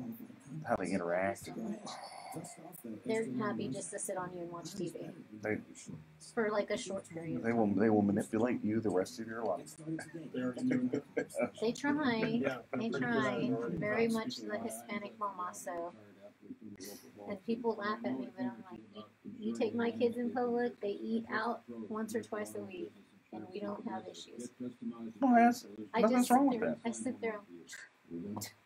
I may not eat, but it's just to train them as they get older so they know how to behave when you're in public, because we eat out probably 2 or 3 times a week with them, and then ourselves forget to eat. Nothing's wrong with that. And you're in the swamp. You're chugging along. You got like doing family law and criminal law. That's tough. That's We tough didn't even work. slow down. We had them in the NICU for 6 weeks. They were home for 2 weeks when we tried a sexual assault case in Galveston. So we were leaving them at 7 with the nanny and getting back at 7 and then taking care of them, and they weren't sleeping through the nights. So we were living on an hour and a half to 2 hours of sleep a night while we tried the sexual assault case. It was crazy. I think about it now, and I can't even believe we survived. It's awesome. It's just awesome in itself, and that y'all are able to push a successful law firm. And you got 3 kiddos, like young kiddos, and just do it. I mean, you aren't sleeping, but you're doing it. Well, we have a lot of, we have extended family. My family, I come from a very big family, and so they help out quite a bit. And then, like today, I was lucky my secretary's daughter had early childhood development as her major, so she's in student teaching and not making money. So she's happy to come over on Saturdays and take care of the kids for us for a few hours for not that much. And I mean, otherwise I would be coming here. You know, our family wants to do things with their families too. No. My mom's playing with my kids now too. I mean, we're lucky. A lot of people don't have extended family to help, so I'm very, very blessed. Getting close. So just push on, right? Y'all tell me when, and I'll do on. All right, folks, we're back. I've got a bunch of great people here. Philip Paul Bryant, Russell, and Cynthia Newman. Hello. Great family and criminal law here in Houston. And let's talk about Texas windstorm, whether it's worth it, whether we should get rid of it. Let's kind of go a little background. Texas Windstorm is the insurance company of last resort along the coast. Laws changed maybe in 2005, making it pretty difficult to get Texas Windstorm to actually pay a claim. You have a lot of articles happening, a lot of people suing, saying that Texas Windstorm, they sent out an initial adjuster saying that the damage was like $80,000. Then that was too much, and they had to send out like a new adjuster to come back and just knock the number down to like $10,000, $15,000. My question is this: should we even have Texas Windstorm? Why are we paying the money on this? If they're ripping people off, Why do we even have it? Why are we even dealing? Why? You're the insurer of last resort, from what I read. Well, I don't. Okay, so I hear you saying it's the insurer of last resort, but you got to keep in mind. Here's kind of the beauty of it. There's also lender-placed policy. So if you didn't have insurance, the lender would automatically kick in. And I'm not saying it's better because actually it might be like just slightly better if you're able to sue them. They always argue that you don't have standing, but it's much better insurance than Texas windstorm because it's comprehensive, and I'm sure there's the same level of corruptions there. I'm not doubting that, but I guess the question is it better? Because I'm not even sure. What do you think, Philip? So this is something that taxpayers have to pay for. Mm-hmm. Oh yeah. And it kicks in if your current policy doesn't work? No, if you are off the Gulf Coast and you want insurance, there are some insurance companies now that do sell, private insurance companies. Swift is one, just an interesting name for insurance company on the Gulf Coast. But there are some private insurance companies that are selling on the Gulf Coast. If you are not able to get them, then, if you have a mortgage company or what have you, they're going to force you to get insurance. If you're denied. No, if you can't get insurance, or if you'd end up getting it from someone like TWIA. And so that's kind of what it is. What do you think, Russell? I don't see the point. I kind of agree with you. What are we getting out of this? I mean, is there a tangible asset that we see from TWIA that we wouldn't see if we didn't have it? I don't know. Cynthia, what do you think? Well, it sounds like they are paying some, they're just not paying all. Is that correct? The allegations are there's a law firm that sued them, done depositions, where what happened is initially they'd say like the damages are like $80,000, and then they wouldn't like that, so they'd go back and they'd send another expert and say, no, that's too much, let's knock it down to 15. Okay, and so the issue is whether or not that's, I guess it's, if they can't get it from anyone else, would you think 15,000 is better than none? How much are you paying for the insurance would be my question. Are you paying $3,000, $4,000, $5,000, $8,000 a year for the insurance? If you are, save your money. That's true. Well, that's similar to being forced to have any kind of health care insurance I as think well. about insurance in general. For some people, they pay whatever the penalty is. It's $600 to $1,000 or something like that. Versus you don't want to know what we pay every month. No, it's probably similar to what I pay every month. And so that's part of the issue. Is just, is it worth it in the long run when you save it? I guess when you, depending on how much they're going to pay, that if the history is that they're not going to be covering these, then no. I mean, you can save your $1,000, $1,200 a month, and you just put that $15,000 towards whatever damage you end up getting. And if you have a mortgage company, the mortgage company is going to charge it for lender-placed policy, which that will pay because the mortgage company is going to want the house fixed. Correct. I don't know if they'll pay right. They probably won't pay right, but I imagine they'd pay something. They'd at least pay enough. I'd hope that. Well, who knows? I imagine. I've had cases where the lender-placed policy didn't pay stuff, so maybe I'm just too hopeful. Maybe I'm just too optimistic. I wonder if it's really that much every month, because it makes me think kind of something synonymous with us. We live in a flood zone, so we have to pay flood insurance, and we pay, and it's going up over the last few years, and it was, I think, $1,600 this year. So $1,600 over the 12 months, and if you pay that for this type of insurance, if you get $15,000 for damage, that may be worth it. So what's fascinating about flood insurance? Sit around and wait for FEMA.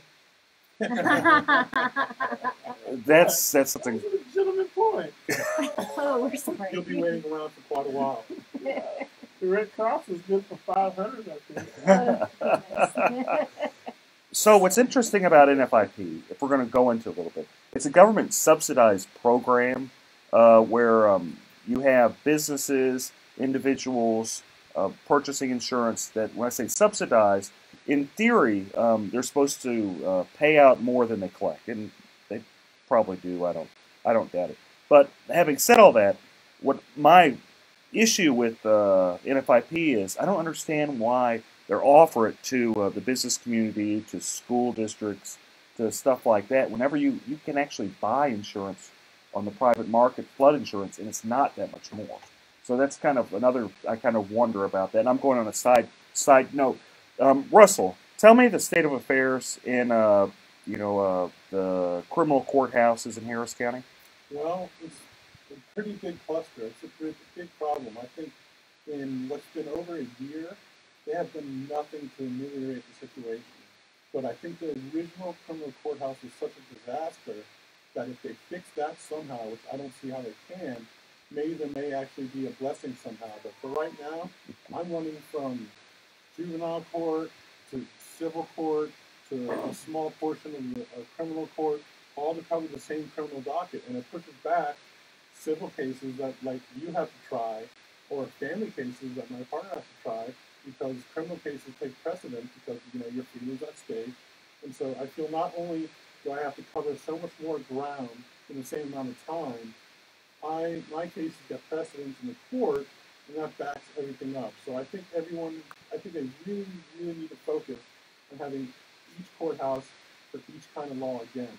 But I think we're moving very slowly and haven't seen any improvement, and it kind of gets me down because I don't know what Harris County is doing to fix this ability. Aren't they still using parts of the building? Because I know a family that had a case down there, and it seems like they kind of redirect you automatically when you go to the criminal court. They tell you to go to the civil court, even though they're having some criminal court cases in the criminal court. What's going on? What do you think, Cynthia? They may try the cases in different courts. So let's say for regular settings, you have regular court appearances, you go to the civil courthouse. Right. Well, one day you may show up, if you're set for trial, they're going to send you back to another courthouse to actually try the case. So it can get confusing for people, and they have now opened up the 20th floor. A couple floors. Probably 17 through 20. Of the main criminal courthouse, which is the on courthouse, 201 Franklin. right, which is the courthouse floor that was the least affected. What they're saying is it's the easiest ones to open. But they're saying the other ones are so far from being open that they're not even optimistic for So they're just kind of 2020. doing one floor at a time as far as this. I think they're opening the floors that were not destroyed. They're saying the other floors have been so damaged that they can't open them anytime soon without major construction. Well, and what the background here, if folks are just tuning in, they don't understand what we're talking about, is the civil courthouses, more specifically, the criminal courthouse got flooded, just something severe from Hurricane Harvey. There was a basement, doors. I think they have some roof problems. Sprinklers went off. It wasn't roof problems. I actually remember this quite well because they asked me a little bit about the insurance. So, oh no, okay. And Chris Daniel was on here last week, and I know he's hustling. He's doing what he can, but there's only so much the district court can do. It's He's really a great district clerk to deal with. I don't even know the man personally, but if I have problems on cases, he answers my messaging on Facebook. I know. It's just amazing. Yeah, he hustles. So criminal courthouse flooded. All the cases got moved over to the civil courthouse. The old family courthouse, is it even being used anymore? Yeah, it's being used for misdemeanors right now. And The civil courthouse is felonies, and the old family courthouse is being misdemeanors. Misdemeanors and 4D courts, which are the OAG courts. Child support. Yeah, the child support, the Title 4D, or the Attorney General brings them for to pay child support. Yeah. So what kind of cases do you do, Russell? I've tried everything from Class C tickets to murder. I mean, Got a murder case? Yeah, sure. DWIs, ag assaults. DWI, you could have represented Duco. Yeah, right. And you know what? If I did, no one would know about it. Well, we'll get into that. That might be a good segue. So if people want to find out about you, Russell, where do they look? Well, you can type in my name in Google, and the first thing that comes up is my website, but officially it's newmanandrodriguez.com, and it gives us a little dossier about who we are, and we're just fighters. We fight our cases. We don't plead. We rarely work them out, and we come out on top if you hire us. Perfect. Hang out between the courts and watch them run from one court to another. Absolutely. That's awesome. We're going to be right back, folks. Stay tuned. We're talking about Beto versus Cruz, the debate. Thanks, guys.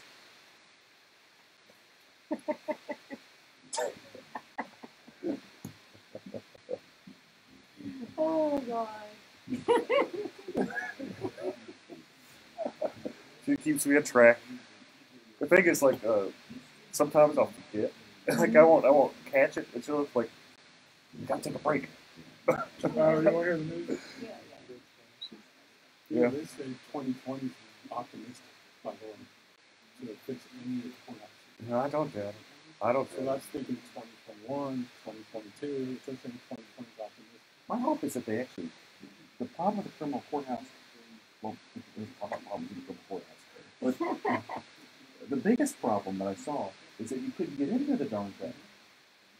So if they are repairing it, I hope they actually fix it so you can actually go up the elevator. I think they might need to do it rather than how much are they spent? Might be good to start from the back. Definitely. Because I mean, the structure is already flawed as it is. I told them, you got a whole building there? Yeah. How long does it take you to get to the adult series? Sometimes it's even if I'm on bond, well, wait a minute, my mom could be selected on the boat, and I'm there on time. You gotta come, and you got a big line from the courthouse. That's just what happened to someone. I was in the DGA, and they went through the metal detectors and everything at the Silver Courthouse. They told them they needed to go to the criminal court. They went over to the criminal court. They said, no, you need to go back to the Silver Court. And by the time they got back, the line was like around the corner. And I'm pretty sure that they got there following her. Yep. That's insane. And they wonder why people have big problems with criminal justice. They wonder why people are upset with criminal justice. Yeah, I have to. Right, you were there on time. They tell you to go to the wrong building, and now You they bond, revoke your bond and put you back in jail. That's you got to show up to court for 2 hours. system in the thing, huh? They wonder. Huh. Smoking always affected my daily life because I was a closet smoker. It really sort of controlled me for that. My boss is saying that I can be clear, so I don't believe the odor of smoking. There's no ash all over the car. I would say give it a try. You can feel your own satisfaction with smoking. If you have a cigarette ash burning in your nose, switch to good. Check out JUL.com. If you don't smoke a vape, don't stop. Warning, this product contains nicotine. Nicotine is addictive.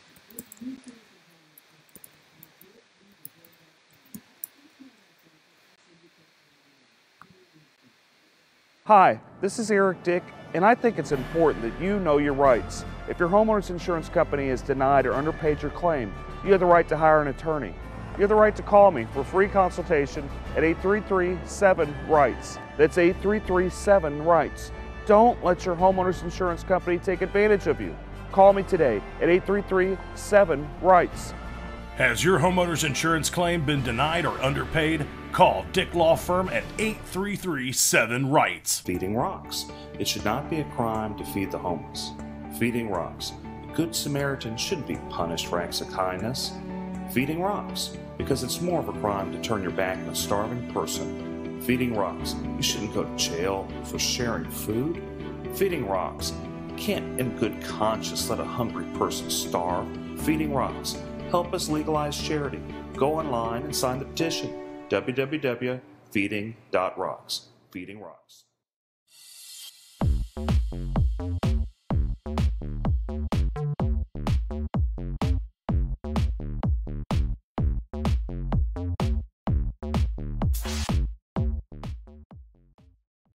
A Houston man tonight is taking on the city of Houston. He is suing, saying he has the constitutional right to feed the homeless this Thanksgiving and any other day that he chooses. Fox 26's Domily Keith is live at Houston City Hall with more details on this. Domily?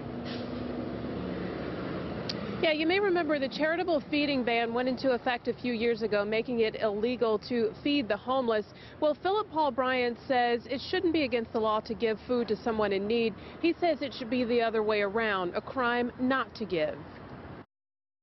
Of just trying to make sure a fellow human doesn't starve. It sounds simple enough. We aren't asking for anything else than to be able to give food to those that are less fortunate. Please let us do it. Houston City Council members say they passed the charitable feeding ban to ensure homeless people receive food prepared under health code regulations, and so those in need will turn to an organization to eat, so they will receive other resources, services, and shelter as well. Many of them take probably no more than 150 people. How many homeless are there? You cannot fit all the homeless into the shelters. We pursued this lawsuit because we felt the city was trying to disenfranchise not only on the less fortunate, but also trying to discourage good people, good Samaritans from doing the right thing. It's Thanksgiving, and it's the whole purpose of this holiday is to share food and eat. Let us practice our religion. Let us follow our faith.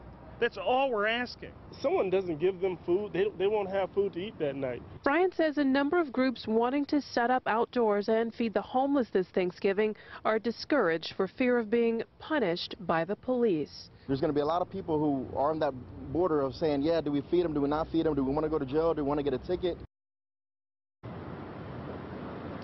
Now, those who want to gather and feed the homeless have to first get permission from the city, and depending on where you plan to set up, you'll have to get permission from the property owner as well. There is a $500 fine for violating the ban, and you could go to jail if you don't pay that fine. We're live in downtown Houston. I'm Damalie Keith, Fox 26 News. A local pastor is fed up, and he's challenging the Houston homeless feeding ordinance. And the city requires you to get a permit if you are going to share food. He can't get a permit because he doesn't know where he's going to share food. Philip Paul Bryant regularly keeps cans of tuna and water bottles in his car to hand out to homeless people. But under the current city ordinance, he's breaking the law. His attorney says Bryant does this because his faith teaches him to help the less fortunate. This law that's in place, it's a mean-spirited law. It's against, charity. It's against kindness. It's against doing the right thing. Eric Dick says they plan to fight this till the mayor and city officials overturn what some believe is a misguided ordinance.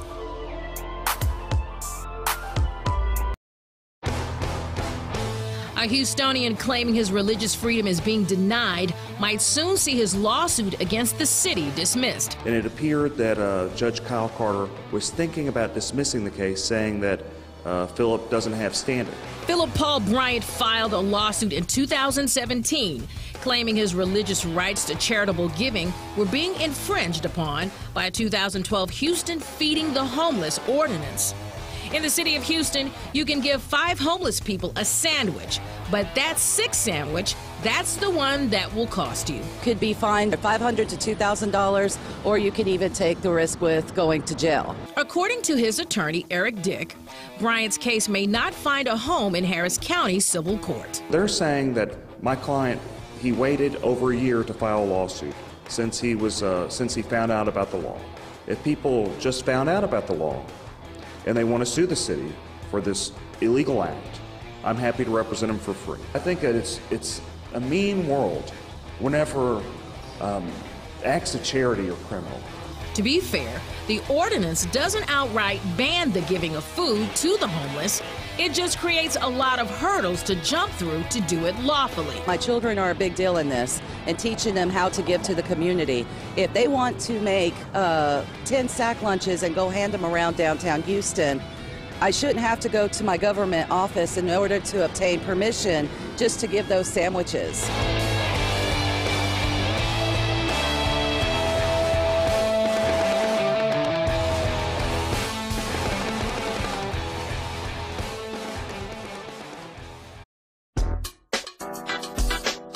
Breaking the law, one meal at a time, feeding the homeless. It is morally wrong to make it a crime to give food. A Houston man who feeds the homeless because of his faith is suing the city, challenging the established charitable feeding ban. The often debated ordinance has banned sharing food in public groups of more than 5 people without city permission since 2012. The city says you can give food to 5 people, not 6. What are you supposed to tell the 6th person? I met my quota today? The city wants to dismiss Philip Paul Bryant's lawsuit. That's a crime? What does this world come to? It's a sad day whenever trying to prevent a fellow human from starving is a crime. The city says the ordinance aims to curb trespassing and littering, both of which were already prohibited in the municipal code prior to the passing of the ordinance. While some Houstonians are in support of the lawsuit, I really hope he wins his case, and I really hope they lift those sanctions so we can be able to give more to the needy. So if you're willing to help more than 5 homeless people, you should be able to do that. some even challenge the city's support of their citizens. The city isn't going to take care of their homeless people. That's their people. Somebody got to take care of them.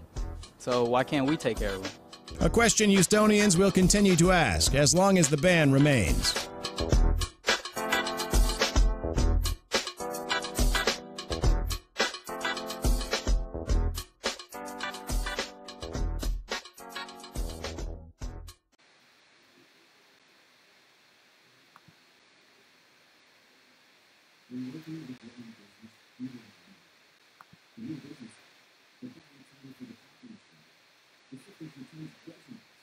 Weird.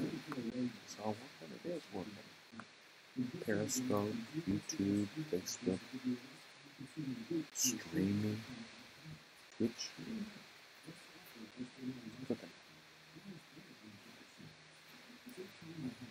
How you guys on Instagram doing? Thumbs up?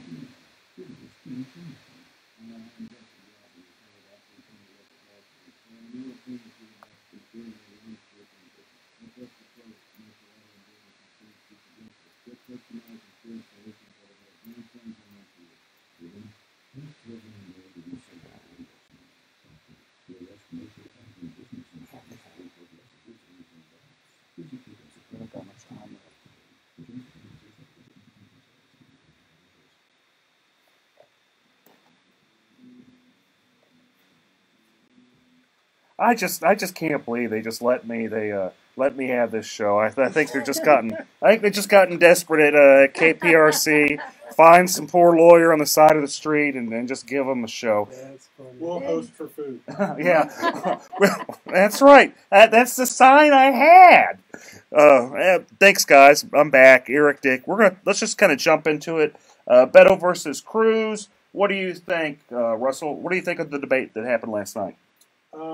I think Beto really has a good campaign on his hands. I think there are many people that are coming to my house day after day asking me to sign for them, and there's more signs on every lawn. I keep getting text messages. Yeah, I get text messages too.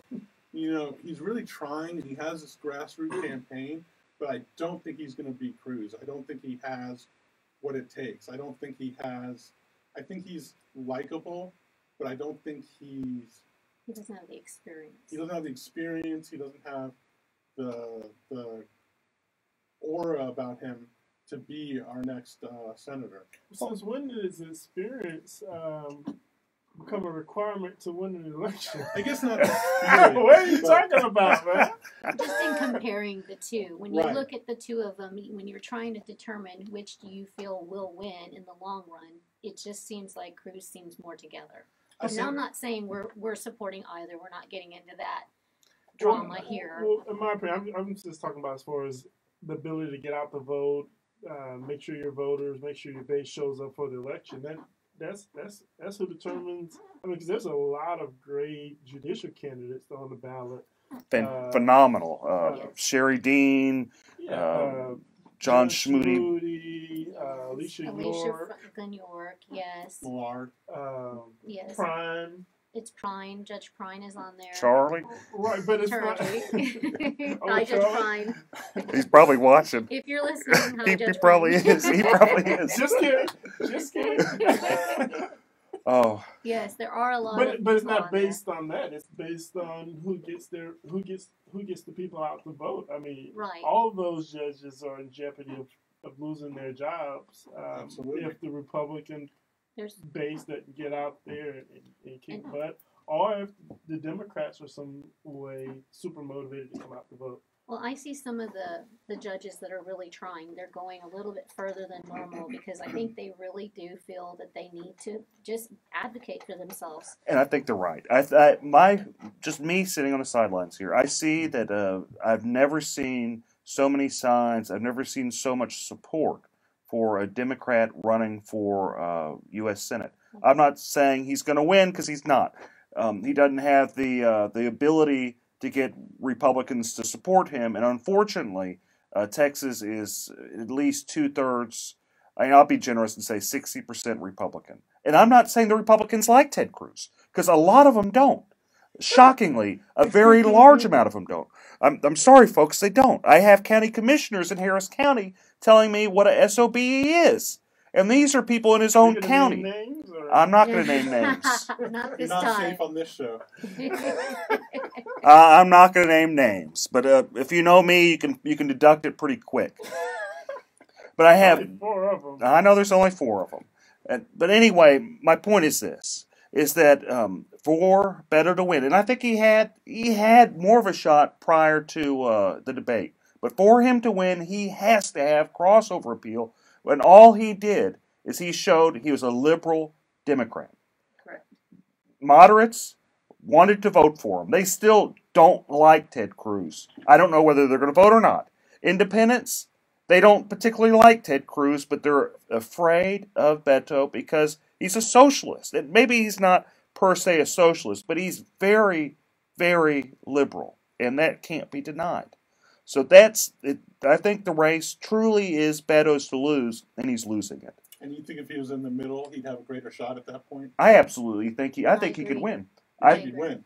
I think if he just told Republicans, hey guys, look, I'm Christian. I know I don't like abortion. I don't really support abortion, but I think you should have, you should work there, or at least say, look, I'm just a senator. I'm not going to touch those rights. What I'm first as a Texan, I care about helping people. And I care about keeping us secure. If he didn't have to say, I support building a wall. He just had to say, I understand that something needs to be out there to secure our borders, to take care of us as Texans. And he was right about not having a wall, dividing your property. That happens along the border. You have the government actually build a wall and separate your property, where he's right on that. He is. You shouldn't have government going there and putting a big wall in the middle of your property. Correct. Taking away your real estate. Probably pay your rent. If they would, I wouldn't mind the wall. Right. Chip in. So he's not off on that. I do support a wall being built. I just don't think you should destroy people's property building the wall. Well, I thought he did a really good job of comparing him to Hillary. He kept Ted Cruz? Ted Cruz. He kept saying you and Hillary, which is a really good strategy in my opinion. And he also started talking about him not being lockstep with Texas. That's not what he tried to almost make him the outsider, which I thought he did a really good job. But what Ted also did a good job is acting like a jerk, and that's what he's really good at. And I don't mean to be anything, but whenever you had Beto at the very end try to be nice, and Ted kind of being a little sarcastic, it didn't help him. There's a reason why this race is as close as it is. There has to be a reason why, and I don't buy into a bunch of liberals pouring money into it, because that happens all the time. The reason it's so close is because Ted Cruz is not likable. Correct. And the reason he's not likable is how he treats people. And this is what I tell all the politicians I meet, all the great judges that we named before.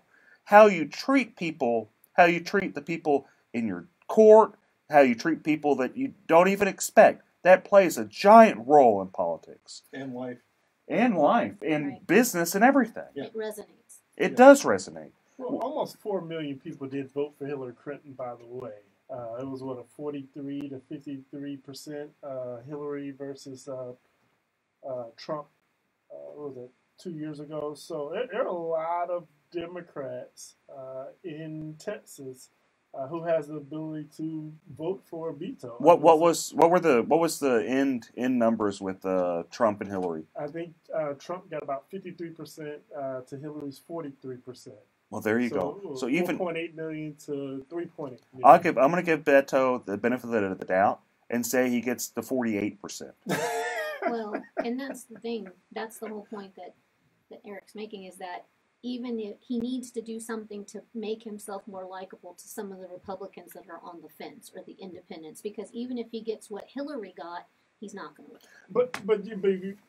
But that line was, you're still talking about half of the state. So in my opinion, a large portion of where Hillary votes came from was the same area that Cruz is on. Well, what I think Eric is saying is that Cruz is vulnerable right now, and Beto could do a better job of grabbing the people that are on the fence by being more moderate, but he's not doing that. He has a shot, and he's not taking it. That's what I think. That's exactly what I'm saying. But I don't think Beto is. I think he comes off as a nice guy, as a passionate guy. Right. I disagree with him strongly on a number of issues, but I think personality only goes so far. Though he has a good personality, he'd have to at least not scare Republicans, even just people that dislike Ted Cruz, to think that even though we dislike Ted Cruz strongly, we might dislike you more. That's basically that's it. Well, you can't underestimate speeches and likability. There was a young black fella a couple years back who won the presidency a couple times. But he didn't win Texas. He won Harris County. And I will note, I'm not saying Beto won't win Harris County. And this is what we'll kind of maybe end on this, is that we have some really, really great people on the Republican side running for office. And what I've heard is there's been internal polling with the Republican Party. I've even heard that Dan Patrick has some serious apprehension that the Republicans lose Harris County. Right. And if that happens, it's going to be very sad, because people like Sherry Dean, and I've known her a long time, she is a very, very sweet woman. Roy Moore, too. We almost forgot about Judge Farr. Judge Farr is probably one of the most qualified family law judges on the bench.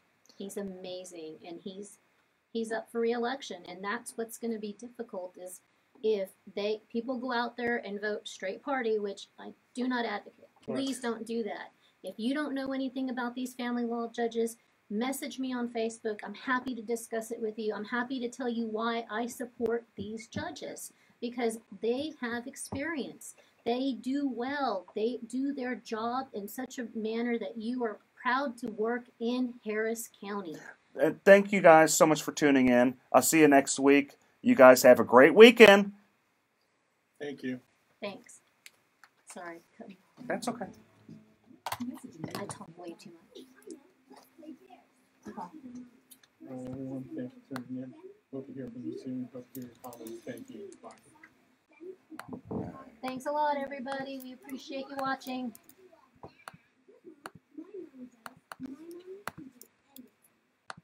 Okay. Still learning this.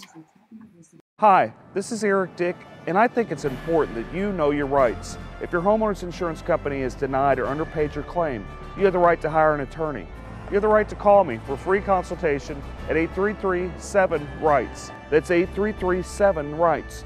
Don't let your homeowner's insurance company take advantage of you. Call me today at 833-7-RIGHTS. Has your homeowner's insurance claim been denied or underpaid? Call Dick Law Firm at 833-7-RIGHTS. Feeding rocks. It should not be a crime to feed the homeless. Feeding rocks. A good Samaritan shouldn't be punished for acts of kindness. Feeding rocks. Because it's more of a crime to turn your back on a starving person. Feeding rocks. You shouldn't go to jail for sharing food. Feeding rocks. You can't in good conscience let a hungry person starve. Feeding rocks. Help us legalize charity. Go online and sign the petition. www.feeding.rocks. Feeding Rocks.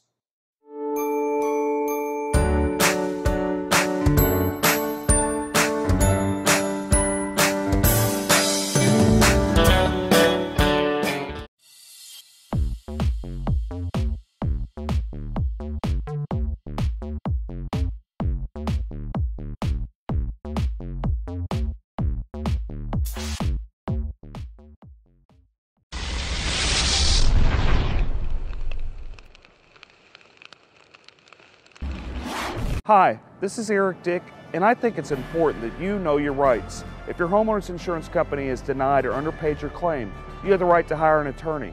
You have the right to call me for free consultation at 833-7-RIGHTS. That's 833-7-RIGHTS. Don't let your homeowner's insurance company take advantage of you. Call me today at 833-7-RIGHTS.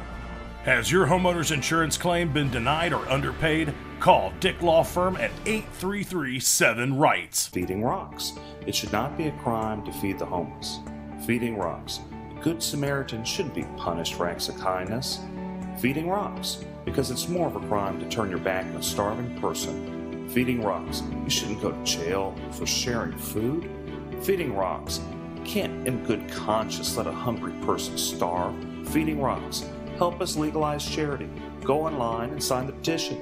www.feeding.rocks. Feeding rocks. Property damage from Hurricane Harvey is devastating. That pain has been made worse by your insurance company underpaying or outright denying your claim, sometimes without even inspecting your home.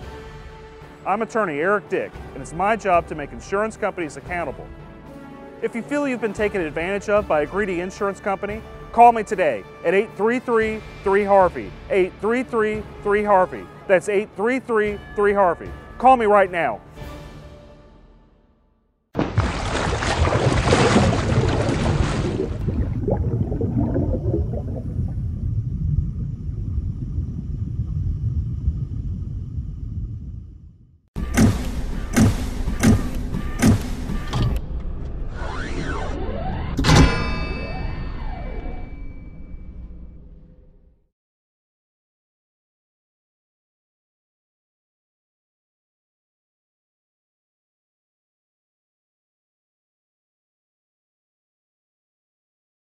Hi, this is Eric Dick, and I think it is important you know your rights. If your homeowner's insurance company has denied or underpaid your claim, you have the right to hire an attorney.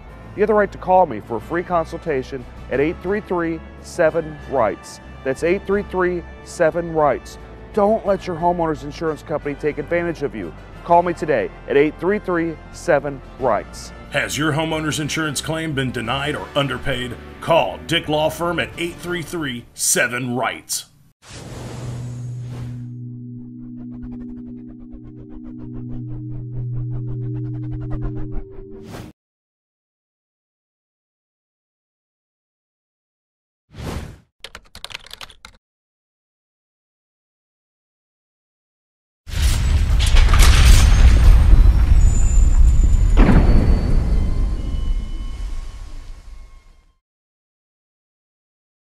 Hi, this is Eric Dick, and I think it is important you know your rights. If your homeowner's insurance company has denied or underpaid your claim, you have the right to hire an attorney. You have the right to call me for a free consultation at 833-7-RIGHTS. That's 833-7-RIGHTS. Don't let your homeowner's insurance company take advantage of you. Call me today at 833-7-RIGHTS. Has your homeowner's insurance claim been denied or underpaid? Call Dick Law Firm at 833-7-RIGHTS.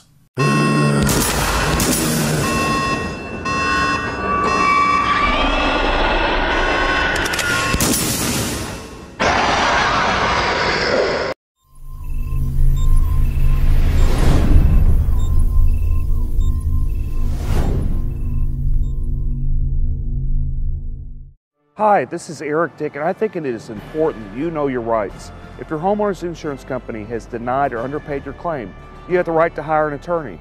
You have the right to call me for a free consultation at 833-7-RIGHTS. That's 833-7-RIGHTS. Don't let your homeowner's insurance company take advantage of you.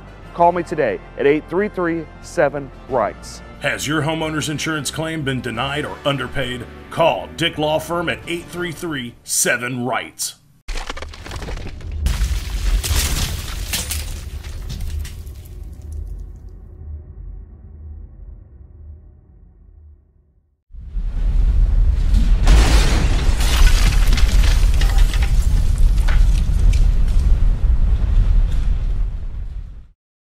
Hi, this is Eric Dick, and I think it is important you know your rights. If your homeowner's insurance company has denied or underpaid your claim, you have the right to hire an attorney. You have the right to call me for a free consultation at 833-7-RIGHTS. That's 833-7-RIGHTS. Don't let your homeowner's insurance company take advantage of you. Call me today at 833-7-RIGHTS. Has your homeowner's insurance claim been denied or underpaid? Call Dick Law Firm at 833-7-RIGHTS.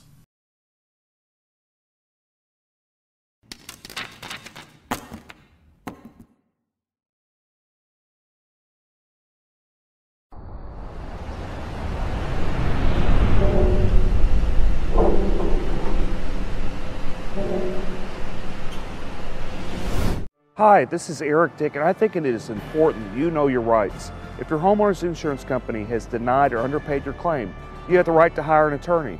You have the right to call me for a free consultation at 833-7-RIGHTS. That's 833-7-RIGHTS. Don't let your homeowner's insurance company take advantage of you. Call me today at 833-7-RIGHTS. Has your homeowner's insurance claim been denied or underpaid? Call Dick Law Firm at 833-7-RIGHTS.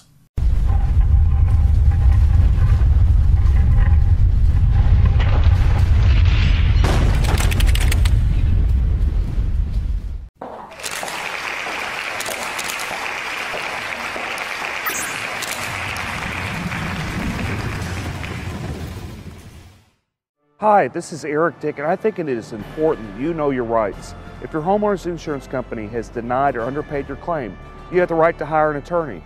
You have the right to call me for a free consultation at 833-7-RIGHTS. That's 833-7-RIGHTS. Don't let your homeowner's insurance company take advantage of you. Call me today at 833-7-RIGHTS. Has your homeowner's insurance claim been denied or underpaid? Call Dick Law Firm at 833-7-RIGHTS.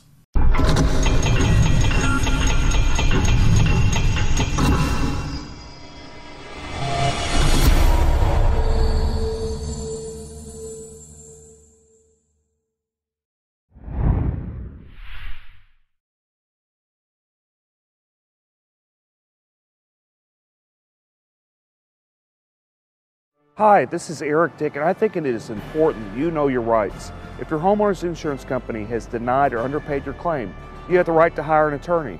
You have the right to call me for a free consultation at 833-7-RIGHTS. That's 833-7-RIGHTS. Don't let your homeowner's insurance company take advantage of you. Call me today at 833-7-RIGHTS. Has your homeowner's insurance claim been denied or underpaid? Call Dick Law Firm at 833-7-RIGHTS.